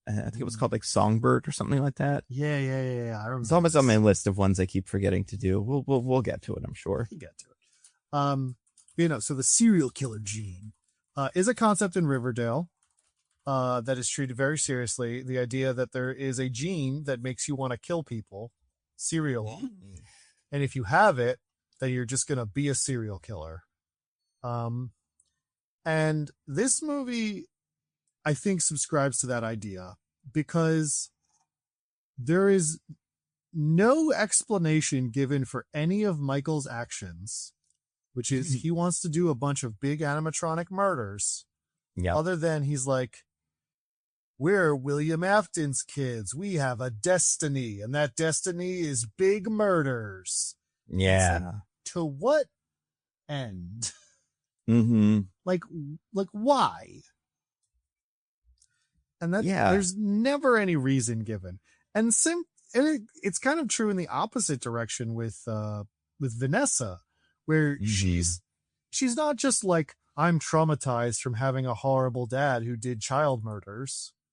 She's like, my father has a destiny for me. I'm cursed. I'm going to do horrible things because of who my dad is. It's like, they seem to both fully, genuinely believe that they have the serial killer gene. Yeah. And that because they're William Afton's kids, they either are destined to or have to do murders. Mm-hmm. And I mean, maybe they do. So, in addition to ghosts and zombies and advanced robotics, another thing that exists in the Five Nights at Freddy's universe, definitively, provably, is eugenics. Oh, I thought you were going to say heaven, but yes, eugenics. How is eugenics provably true? Well, because, as we're saying, there's the serial killer gene. If you're a serial killer and you have kids, then they are also serial killers. Yeah. That's fair. I mean, there are genes, like it's, some things get passed down. Eye color, serial killers, height sometimes, I guess. That one's more all over the place, but like definitely eye colors, like one you can track pretty easily. And, yeah. So it turns out even that's like massively more complicated than it's explained to us. That makes sense. I do wonder watching this movie, because I did watch this movie, and have the same thought too of like, well, with Michael, I was kind of like, he's a character where throughout the movie, I'm like, well, we're going to figure it out. Like eventually he's going to be like, it's a grand plan to revive dad or whatever. And they never do that. But like, no. I wasn't super questioning of his motives with, what was her name? The other one? Vanessa. I'm like, Mike, you don't think she's got the serial killer gene, do you? Like, it's clear to you that she's got like trauma and stuff, right? So just like, tell her that and like, go to therapy or whatever people do. Like, I don't understand. I guess Mike gets really mad about these things as if this information is completely new to him, when in reality, like, it's just a little bit new. And, he's still dating her after everything that happened last movie. Oh, like, are they dating? Yeah. But like, yeah. And I mean, maybe in this town, a therapist would be really, really useless or something. Like they'd all just be bad. But, I don't know, man. Either send her to therapy and date her or just leave. But just expecting it all to work out on its own is insane. Well, the way that he plays it. He's trying to fix her. He does say that. Yeah. She gets love that. Mad about that. And like, I mean, listen. Sorry, you go. I was just gonna say, like, he probably shouldn't be fixing you, miss, but you should there's some fixings to be done. You should be interested in something besides just being this forever. The thing is, it's like he says that and they're just like, oh, it's bad. I don't think that is a bad sentiment. Yeah. 100%. It's not what he's doing. What he's That's doing true. is gently encouraging her to do things that would help her mental health. Yeah, like, that's a good all point. We see him do. That's not bad behavior. And especially in a world where, like, if she was like, what am I saying? Like, if she was like, oh, I am so normal and like wasn't having all of the flashbacks and stuff with evil dreams, then I guess if I were her, I'd be like, well, I'm past it now. And then when some Five Nights at Freddy's stuff starts and he's hiding it from me, maybe I'd be a little mad. But like, it's not like this is, I don't know, it's not news to her. She's the one in the nightmares. So I don't know. This character sucks. I think this character sucks the most out of all the characters so far. Because of how dumb it is. And how confusing it is and how important it is for the movie. Like, you really can't understand the movie and like what the characters are thinking and who's right and who's wrong and stuff without figuring out what this character's deal is. And there's just nothing. There's no. Yeah. Which was also true in the first movie, where it's like what she knows is deeply mysterious. Mm-hmm. But then he also gets so mad at her for not telling him about Charlotte before he knows Charlotte is a going concern. Yeah. He's just like, you didn't tell me about another one of your dad's murders. And she's like, I told you my dad was a child murderer. I didn't think I needed to tell you every single individual child he killed. Mm-hmm. Yeah, I mean, yeah. And also, like, so they never followed up with the police or anything with this stuff? It would seem not. It would seem that they just let the aunt seem crazy by talking about getting attacked by a big animatronic, and they're just like, everything's fine. That's interesting. Like, and she knows she has a brother. Oh. Mm-hmm. And what does she think his deal is in the first movie? She doesn't think he's involved, right? I don't think so. I think she knows it's just her dad in the first movie. Yeah. So, I don't know. Yeah, this character sucks. It makes sense why she's opposite in the other one. Well, why don't I spin this wheel one last time, Nando? For old time's sake. So all right. Wind it up here. Oh,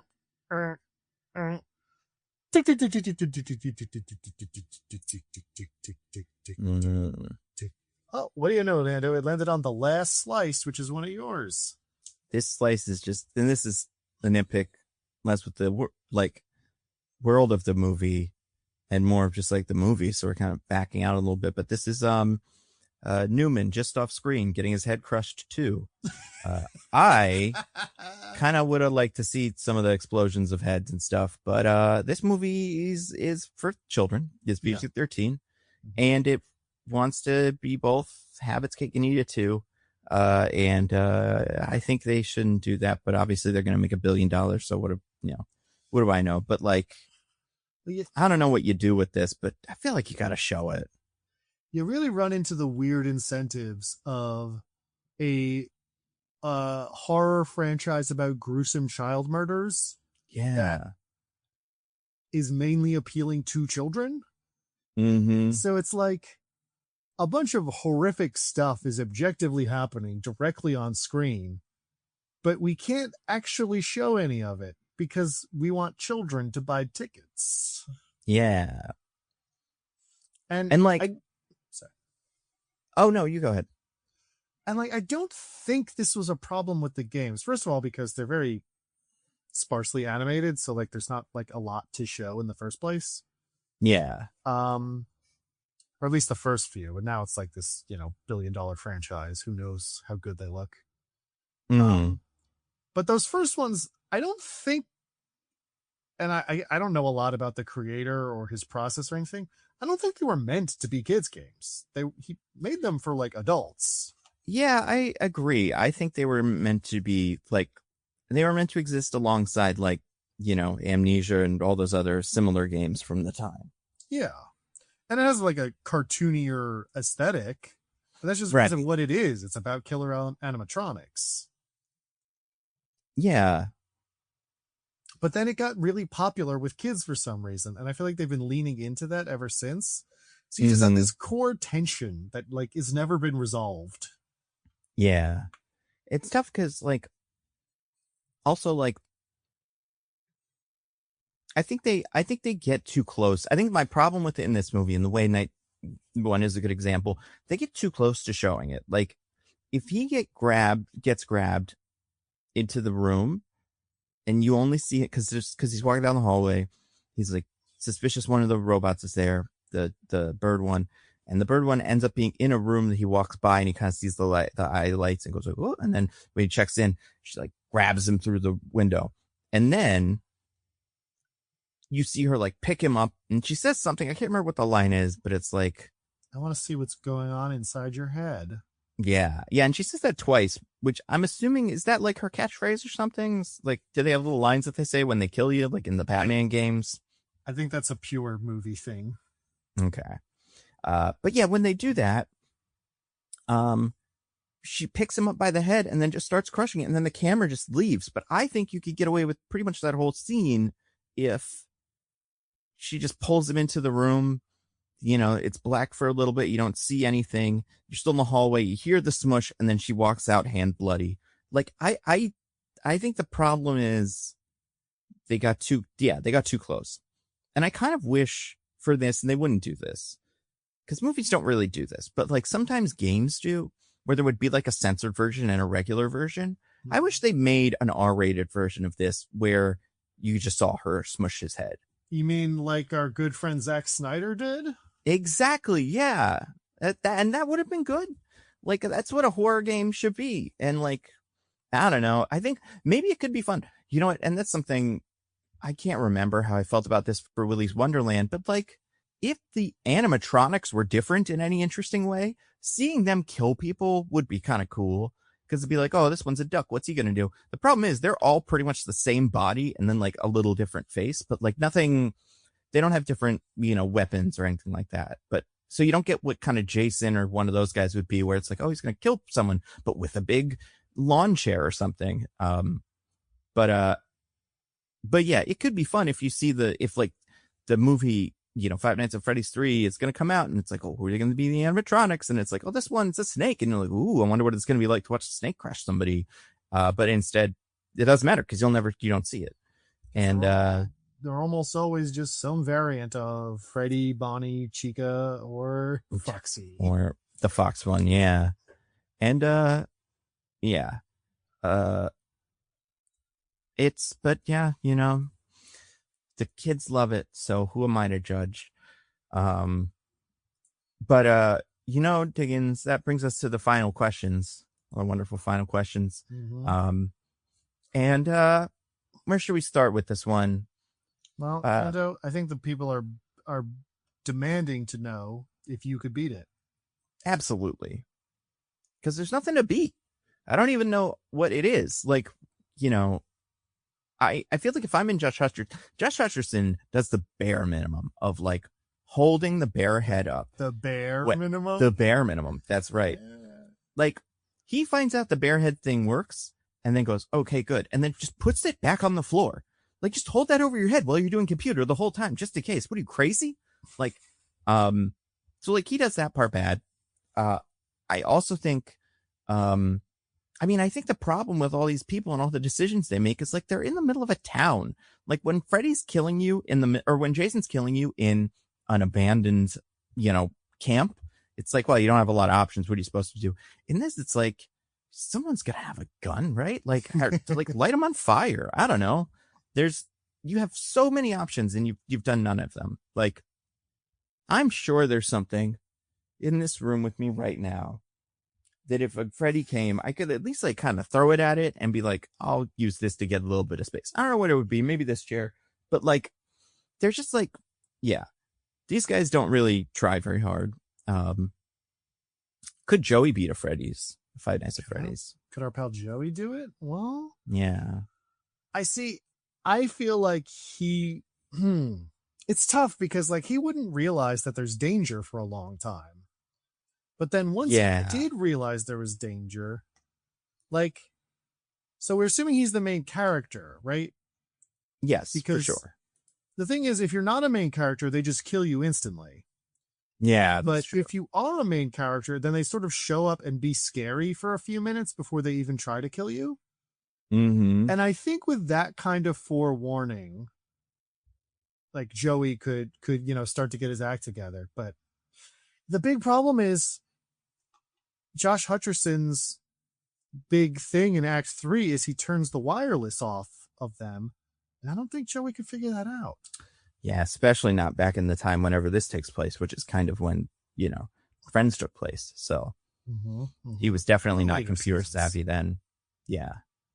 I will say with Joey, I think Joey would like put on a bear suit for fun while he's there, and then he would just accidentally pick up the and be like, yeah, he would hey, look at this.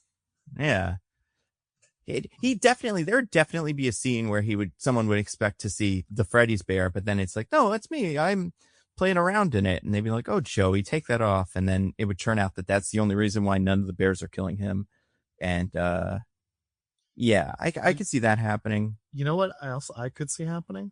So the whole thing with the Charlotte ghost is she hates parents and adults and was trying to kill them, right? So Joey's an adult, but he's also filled with a sense of childlike wonder that I think he can maybe get through to her. He's got no kids, too, so that would be helpful. I also think Joey, because of so we don't really get this in this movie. It'd be fun if, like, part of it was the Five Nights at Freddy's guys did want to run a little pizza restaurant. And, like, I think you could make it, if you wanted to do this, like, kind of tailored for Joey, you would have part of the deal be like that nobody part of why they hate people is nobody ever eats the pizza. It's gross. But what are they supposed to do? They're animatronics. They can't make good pizza. But if Joey came, he would eat the pizza. He'd be like, this is pretty good. It's not New York pizza, but it's not bad. And then they'd like, oh my God, someone finally liked the pizza. So yeah, his endless appetite would also maybe be an advantage here. That's really a good point, Nando. Yeah, I don't see too many things. I'm sure these guys could kill Joey physically if like they punched him really hard. But like, I don't know, man, Joey's pretty good at like getting out of trouble for things like this. I think he could accidentally exploit the rules the way you would want. Yeah. Although he does know a Michael. Would his Michael secretly be trying to kill him with Freddy stuff because of their relationship to Jimmy, who's also the other guy or something? So you're saying, I don't know. Michael metamorphosize into Michael Afton, and then Jimmy would be him Afton? Yeah, because he's angry and he has a facial hair just the same, I think. But then as the old friend of Jimmy, would Joey then become Henry Emily? Henry Emily is the name of Skeet Ulrich's character, by the way. Maybe. Yeah, maybe he would. But he couldn't invent these things then, for sure. So he really doesn't have much he could bring to the table. Although, if Joey did invent a marionette, it would come up from the floor because he read the instructions wrong or something. Like he had it upside down. But yeah. So I think Joey might be okay. But then the most important question, is it woke? Well, it has MatPat in it. It does have MatPat in it. It has what's her name in it too. We don't really talk about her. Or Fox. Megan Fox, yeah. I couldn't tell it was her at all, even a little bit. They all voice the toy version, which is the new animatronics of Chica, Bonnie, etc. Blah blah blah. They're so heavily like synthesized and processed that it's like I can't imagine recognizing anyone's voice that they do that. Yeah. To.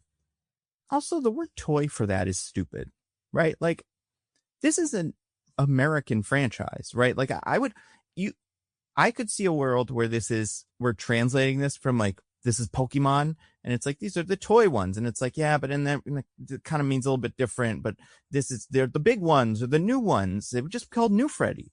I don't know why toy. It's such a weird name. Like, you figure toys would be small. And she almost builds one of those. So you're like, oh, that's toy. But it's not. I don't know for what reason, but they call these versions of them Toy Chica, Toy Freddy, etc. Yeah. But, yeah, I don't know. I think it's kind of, I don't know. Is it woke? I don't think it is. Like, I think we come into this situation often where it's not anti-woke. it's not like taking any sort of positions about anything. And I mean, Josh Right. Hutcherson does have a new black best friend, so that's a little suspect. That's true. But he barely shows up, so. But he is the hero. He punches the guy. Yeah, he Pretty does good. punch our heroic white man villain. Yeah.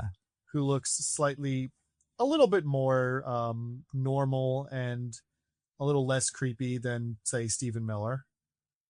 A little bit, yeah. Mm-hmm. But like, I don't think it's particularly woke, though, right? No. Like, I'm trying to think. So, black best friend, Abby has an interest in STEM. Yep. So those main character, is she still a cop or is she not a cop anymore? She is a cop, but she says she's like suspended, right? She's like on leave from work. So main character's a cop, but she maybe is the bad guy now. Who knows? So like there's little things, but I think overall, I think the deciding factor here is that it was financially successful, which means it can't be woke. I think that's true.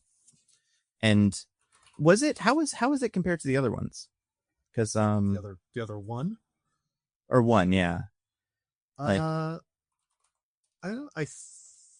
know it costs more to make, that they spent more money. Yeah. I don't know if it did better or worse or the same. I can't imagine it did much better. Okay, the original one had nearly 300 million. This already has like 179 million according to Wikipedia. So I think for the fact that it's only been out for like a week, that's pretty good.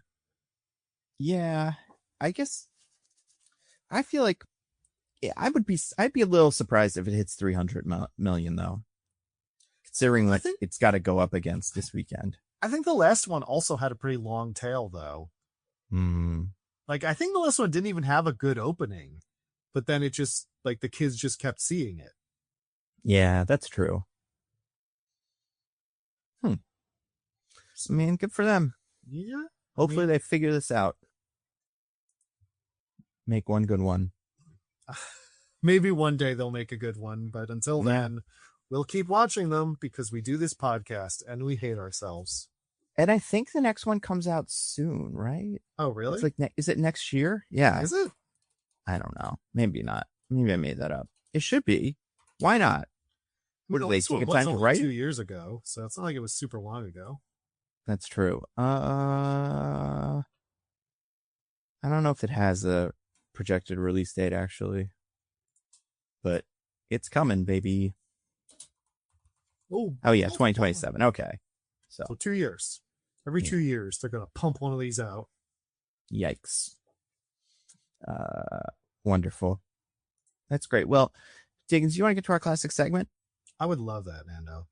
All right, let's recommend some things to the fine people. Diggins, what do you have to recommend?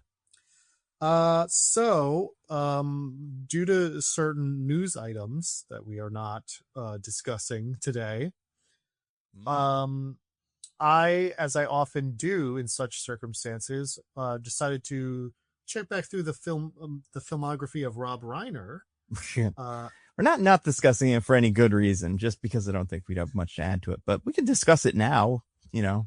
So Rob Reiner tragically died recently. It seems that he may have been murdered, potentially by his own son. Yeah. Speaking of Five Nights at Freddy's. Speaking of the thing we just talked about. Yeah.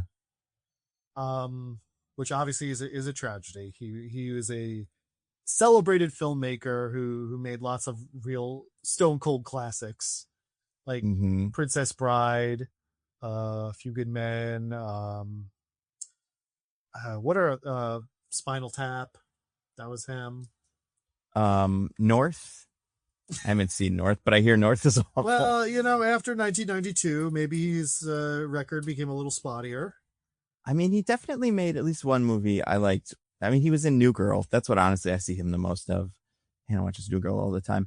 What else did he write? Because he wrote some stuff in our lifetime.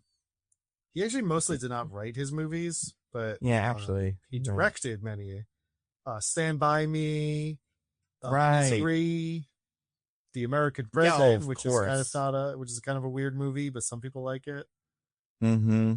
The Bucket List. That's where we get that phrase. But anyway, so I wanted to go back and watch one of his movies that I'd never seen before. So I went to watch the one I conspicuously left out of this list of his most famous movies, When Harry Met Sally. Which is sort of considered one of the classic rom-coms. It's so classic that it doesn't really have much of a premise beyond Billy Crystal and Meg Ryan meet, and over the course of it takes like 10 years after they meet before they actually become friends. Then they get pretty close, and then things start to get a little more complicated between them. And like there's no like twist or quirk or anything on that. It's just straight up two people meet and then slowly fall in love. I mean, the twist is he's 1989 Billy Crystal and she's 1989 Meg Ryan. Like, that's a twist on a rom-com. What's happening here? I have to know. It's a fair point. But he's got some charm though. Billy Crystal's not the worst. I mean, at the start of the movie, he's kind of annoying in the movie. Yeah. I feel like as the movie goes on, he mellows out, and because like I said, it's over a time scale of like 12 years by the end. Yeah. So who among us wasn't annoying when we were 22? That's a great point. But anyway, so like very simple as far as the premise goes, but it's just like a really well written and like well directed movie. Just like the dialogue is like really fun. Obviously there's a lot of classics, and has probably one of the most famous jokes in cinema. Have what she's having. Which I gotta say, even like 40 years of build up and like derivatives of that joke and like knowing exactly what it is, still a really funny scene. Yeah, it's a classic, and like I think the problem with I'll have what she's having is I heard that joke long before I had any idea what she was having or what any of that was. Like I heard that joke as probably a 5-year-old and was like, oh, it's something you say, make the adults laugh, cool. But yeah, the being in his shoes and being, cringing and that, like, it's a good moment. So yeah, it's but luckily that is a lie, by the way. They can't fake it. It's real. So that's one thing Rob Reiner almost got it right, but made one Nando, I would go in the opposite direction and say, hey, ladies, we can also fake it. Oh, that's true. Like Kramer does in that one episode of Seinfeld. It's easier than you think. So easy. So just just a little, not like a warning, but like a, keep you on your toes. Before you never know. All too high and mighty about all this. Yeah. Just keep in mind. But yeah, no. So I really enjoyed it. I think despite like such a simple premise and being sort of like the romantic comedy, it's really charming. And it's easy to see watching his early filmography how Rob Reiner became such like an institution in filmmaking, because he really just had an unprecedented string of hits. And I mean, DJ's not here, but got to point it out. Tight 90. Yeah, that's one thing you can really look forward to about like rom-coms back in the day. They were short, like just not even short, but just like exactly as long as they needed to be, and that was great. So what about you, Nando? Anything to wreck? Yeah, I got a bunch of things. I'll go through a couple of them quick. So, I've caught up on Stranger Things. I think it's fine. I have no really strong feelings about it, and a lot of the stuff I forget season to season. I don't like how they explain everything to each other in movies and stuff from the 80s, because none of them ever know what it is. The one character always has to go like, it's like an Alf, and everybody's like, Alf? And they're like, Alf, you know, the TV show about the alien that eats cats? This thing eats cats. And it's like, you guys would know these, or you wouldn't, or you just start explaining it to them like people. But whatever. Anyway, they do it a lot in this episode, or in these ones. Fallout. I watched the first episode of Fallout, like it. My favorite part about it is it doesn't have any of the Robot Man in it, and in the first episode. So if you were like, that plot line's boring, don't worry. I hear they go to Novak. Is that true? I don't know what that is. Novak is the town that is built around the big fake dinosaur. Yeah, they do. They go to that. And there's like a vault. You see a new vault, so that's fun. You know, I like it. I think, you know, Walton Goggins is fun, and I love what's her name? The other one. Ella Purnell. Yeah, she's great. She's such an interesting energy and makes the show very watchable. I can't wait until they kiss, like in my fanfics. I mean, listen, I know so little about this that like, I hope she kisses somebody. I mean, she already did kiss that one guy, but I hope she kisses somebody else. I hope that's what Camille is for, because he's going to be in these eventually. I haven't seen him yet, but I'm pretty sure he's in the trailers. So those are my two shows. I probably watched other shows, but I don't remember what they are. 3 movies I watched. Number 1, I watched the Running Man movie. You watched this one, right, Diggins? Yeah, I mentioned it before during a rec sesh. What happened? You know, like what's going on? It should be so much better than it is.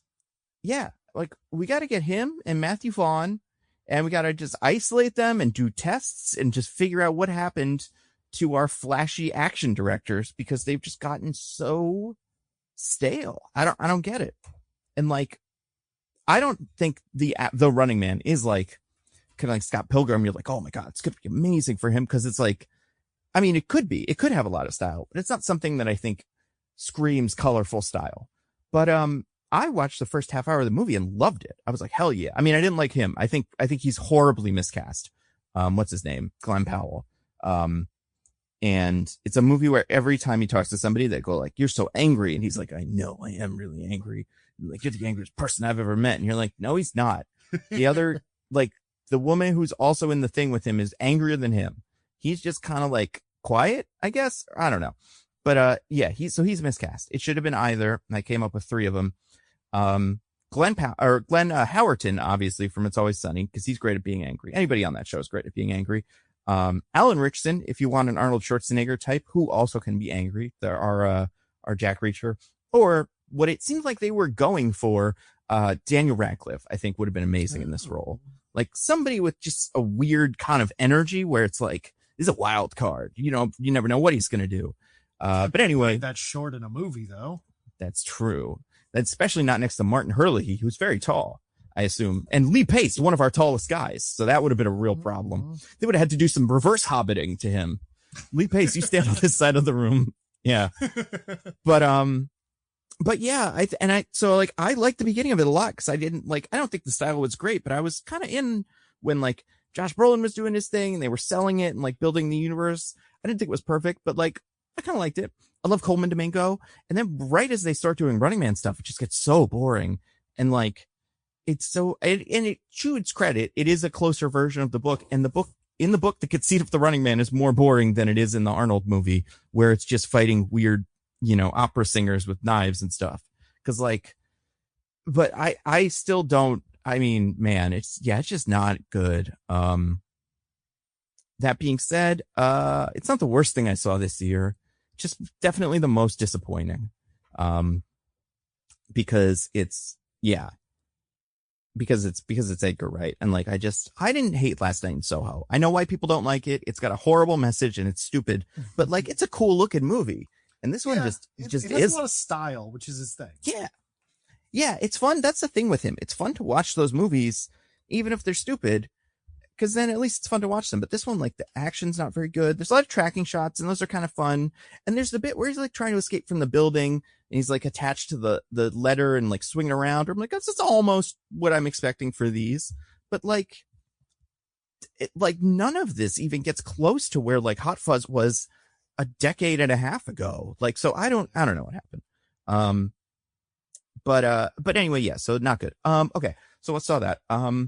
Speaking of movies with at least one dead guy, so Wake Up Dead Man on Netflix, where it's meant to be seen on the small screen on my phone on a watch. No, I didn't. I watched it on a computer. I would like to see it in a theater, but also, it's probably gone by now, right? Like I can't imagine it's there for very long. In for another week or so. Oh, really? Because I do think it's a great looking movie. And like a lot of the times with these movies, I'm like, I get it. I visually, I think when I see like, trying to think of like a version of this, Mortimer tried to rip Scarlett Johansson's head off. What is wrong with you? Has Mortimer been possessed by the ghost of that Ike, whatever, the Marvel Ike Perlmutter? Yeah. Ike Perlmutter, yeah. Ike, if only Ike knew cats would love girl toys, toys of girls more than even boys would, then he would have like definitely signed off on that movie. But anyway, where was I going with this? Oh, Wake Up Dead Man. Yeah, so I liked it a lot. I think it's probably my favorite of the Knives Outs. But I did really like the other one. Yeah, I liked Glass Onion more than I think most people did. I also like it more than its reputation has become. It's very like, and I think stylistically, I mean, I just think what surprised me most about this one is just I had no like sense for what Josh O'Connor's deal was, and I just thought he was really good in it. He's a real movie star. I was gonna say, yeah, we were talking about this before we started recording. That guy's got the juice. He does. He's not just for in case something happens to Adam Driver. He's for other stuff too, like his own movies. And I think he's got a big one coming up, right? Not the, what is it? Oh God, he's so far down. 2? No, yeah. 3 Challengers. I mean, he's in that movie, the Mastermind, which you were talking about. Oh, he's in that Disclosure Day movie that had a trailer that came out that wasn't very good. But, did you watch that? I have not. Do you know what it is? Not even a little. Oh, it's a new movie that's coming out next year, sometime in the summer, probably. There's a trailer for it that came out today or yesterday or one of these days. And it's a Steven Spielberg movie about aliens or something. Oh, it stars Josh O'Connor. Or it's E.T.? Yeah. Or it's E.T. Or it's Close Encounters. Or it's Indiana Jones. Kingdom of the Crystal Skull? Yeah. Probably closest to that. Yeah. And it's not it's not a very good trailer. I think if it didn't have his name attached to it, I would be like, this movie is going to come and go. Like no movie has ever come and gone, but I'll wait. But now that I know Josh O'Connor's in it, I'm more excited than I was before. So he's great. And yeah, so that movie's fun. You can watch it on Netflix now. The performances are very good. Even Glenn Close, who obviously we all love from that shitty movie from the beginning of this year, where she played somebody's mom or something like that. And she was a spy. Remember that? Back in Action. She was in this. No, it was a podcast one. That's not Back in Action. That's not Glenn Close in Back in Action. That was who is it? Oh shoot, what's her name? That was Glenn Close. Somebody younger than Glenn Close, I'm pretty sure. I mean, Cameron Diaz. That's Cameron Diaz. Oh no. Cameron Diaz's mom in the movie is you're right. Like an older super spy played by Glenn Close, and it's bad. And it's like, oh no, she lost it. About that.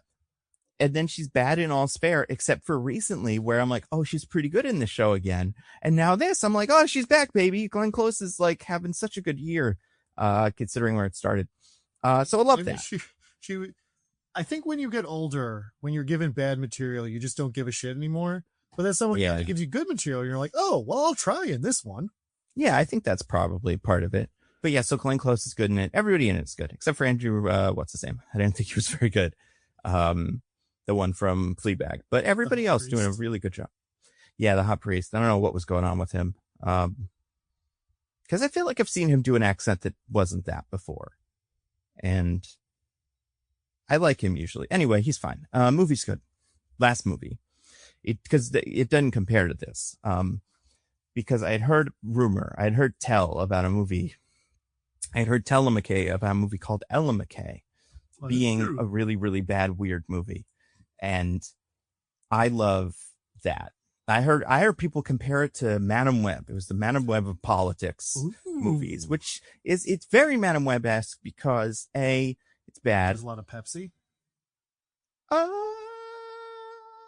No, in fact, there would be no Pepsi because this movie would have her drink brown sugar water or something. Like the label would always be away from camera. They're very secret about that. But then also, it takes place in the 2000s, much like Madam Web. It is kind of a period piece for no reason. Mm-hmm. And even less reason than Madam Web, because at least Madam Web was supposed to be about the birth of Spider-Man, kind of. This is just so it can not really have to deal with any political issues of the current day. But still, we live in the current day.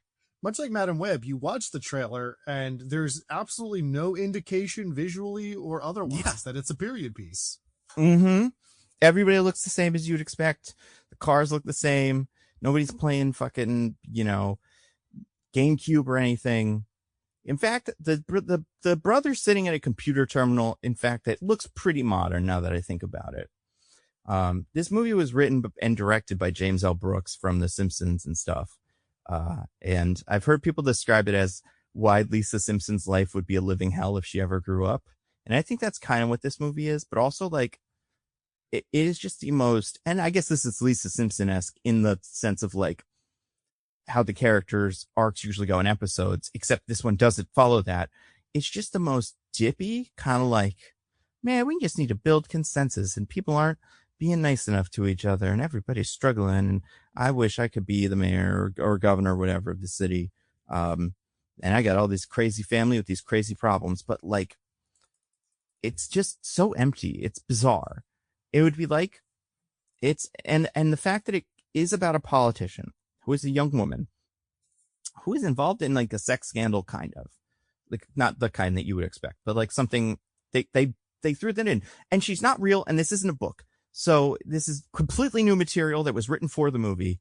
The fact that it says what it says about politics, it's like if you made a movie about the Vietnam War, where the Vietnam War was cool today.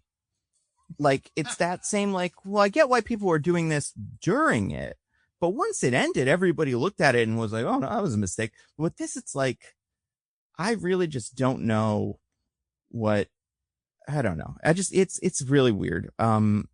I think Emma Mackey is fine in it.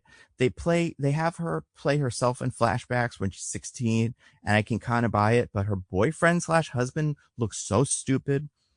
His character's awful. I love it when they put the same actor in a bad wig and are no, they're teenagers now. I love that. The wig's the best. His wig is the best. I can't remember if I said this, but I was telling somebody about this. The way that they characterize him is my favorite thing in the movie, and I can't wait. Besides the sex scarf, Ellen McCay wears a scarf post-sex. It's a shirt, but it looks like a scarf, and it doesn't make any sense. It's one of those scenes where she's sitting with the covers over her chest, but she has a tube of fabric sitting over her neck, and you're like, what the fuck is that? And context clues, it's her t-shirt or whatever, but it looks like she put on the sex scarf to do a little, I don't know, Red Baron cosplay sex thing or something with her husband. But it's like the sex cardigan. Much like the sex cardigan, exactly. This is the sex scarf or the sex fabric gear. Maybe there's another one I can think of. I give up. But then the thing that really I loved is the husband is introduced as the boyfriend from high school. And this whole thing is, like I said, I don't think I said this. Because the Simpsons guy made it, Marge Simpson's actor does a narration, and she's also the secretary. So at one point she's like, and then he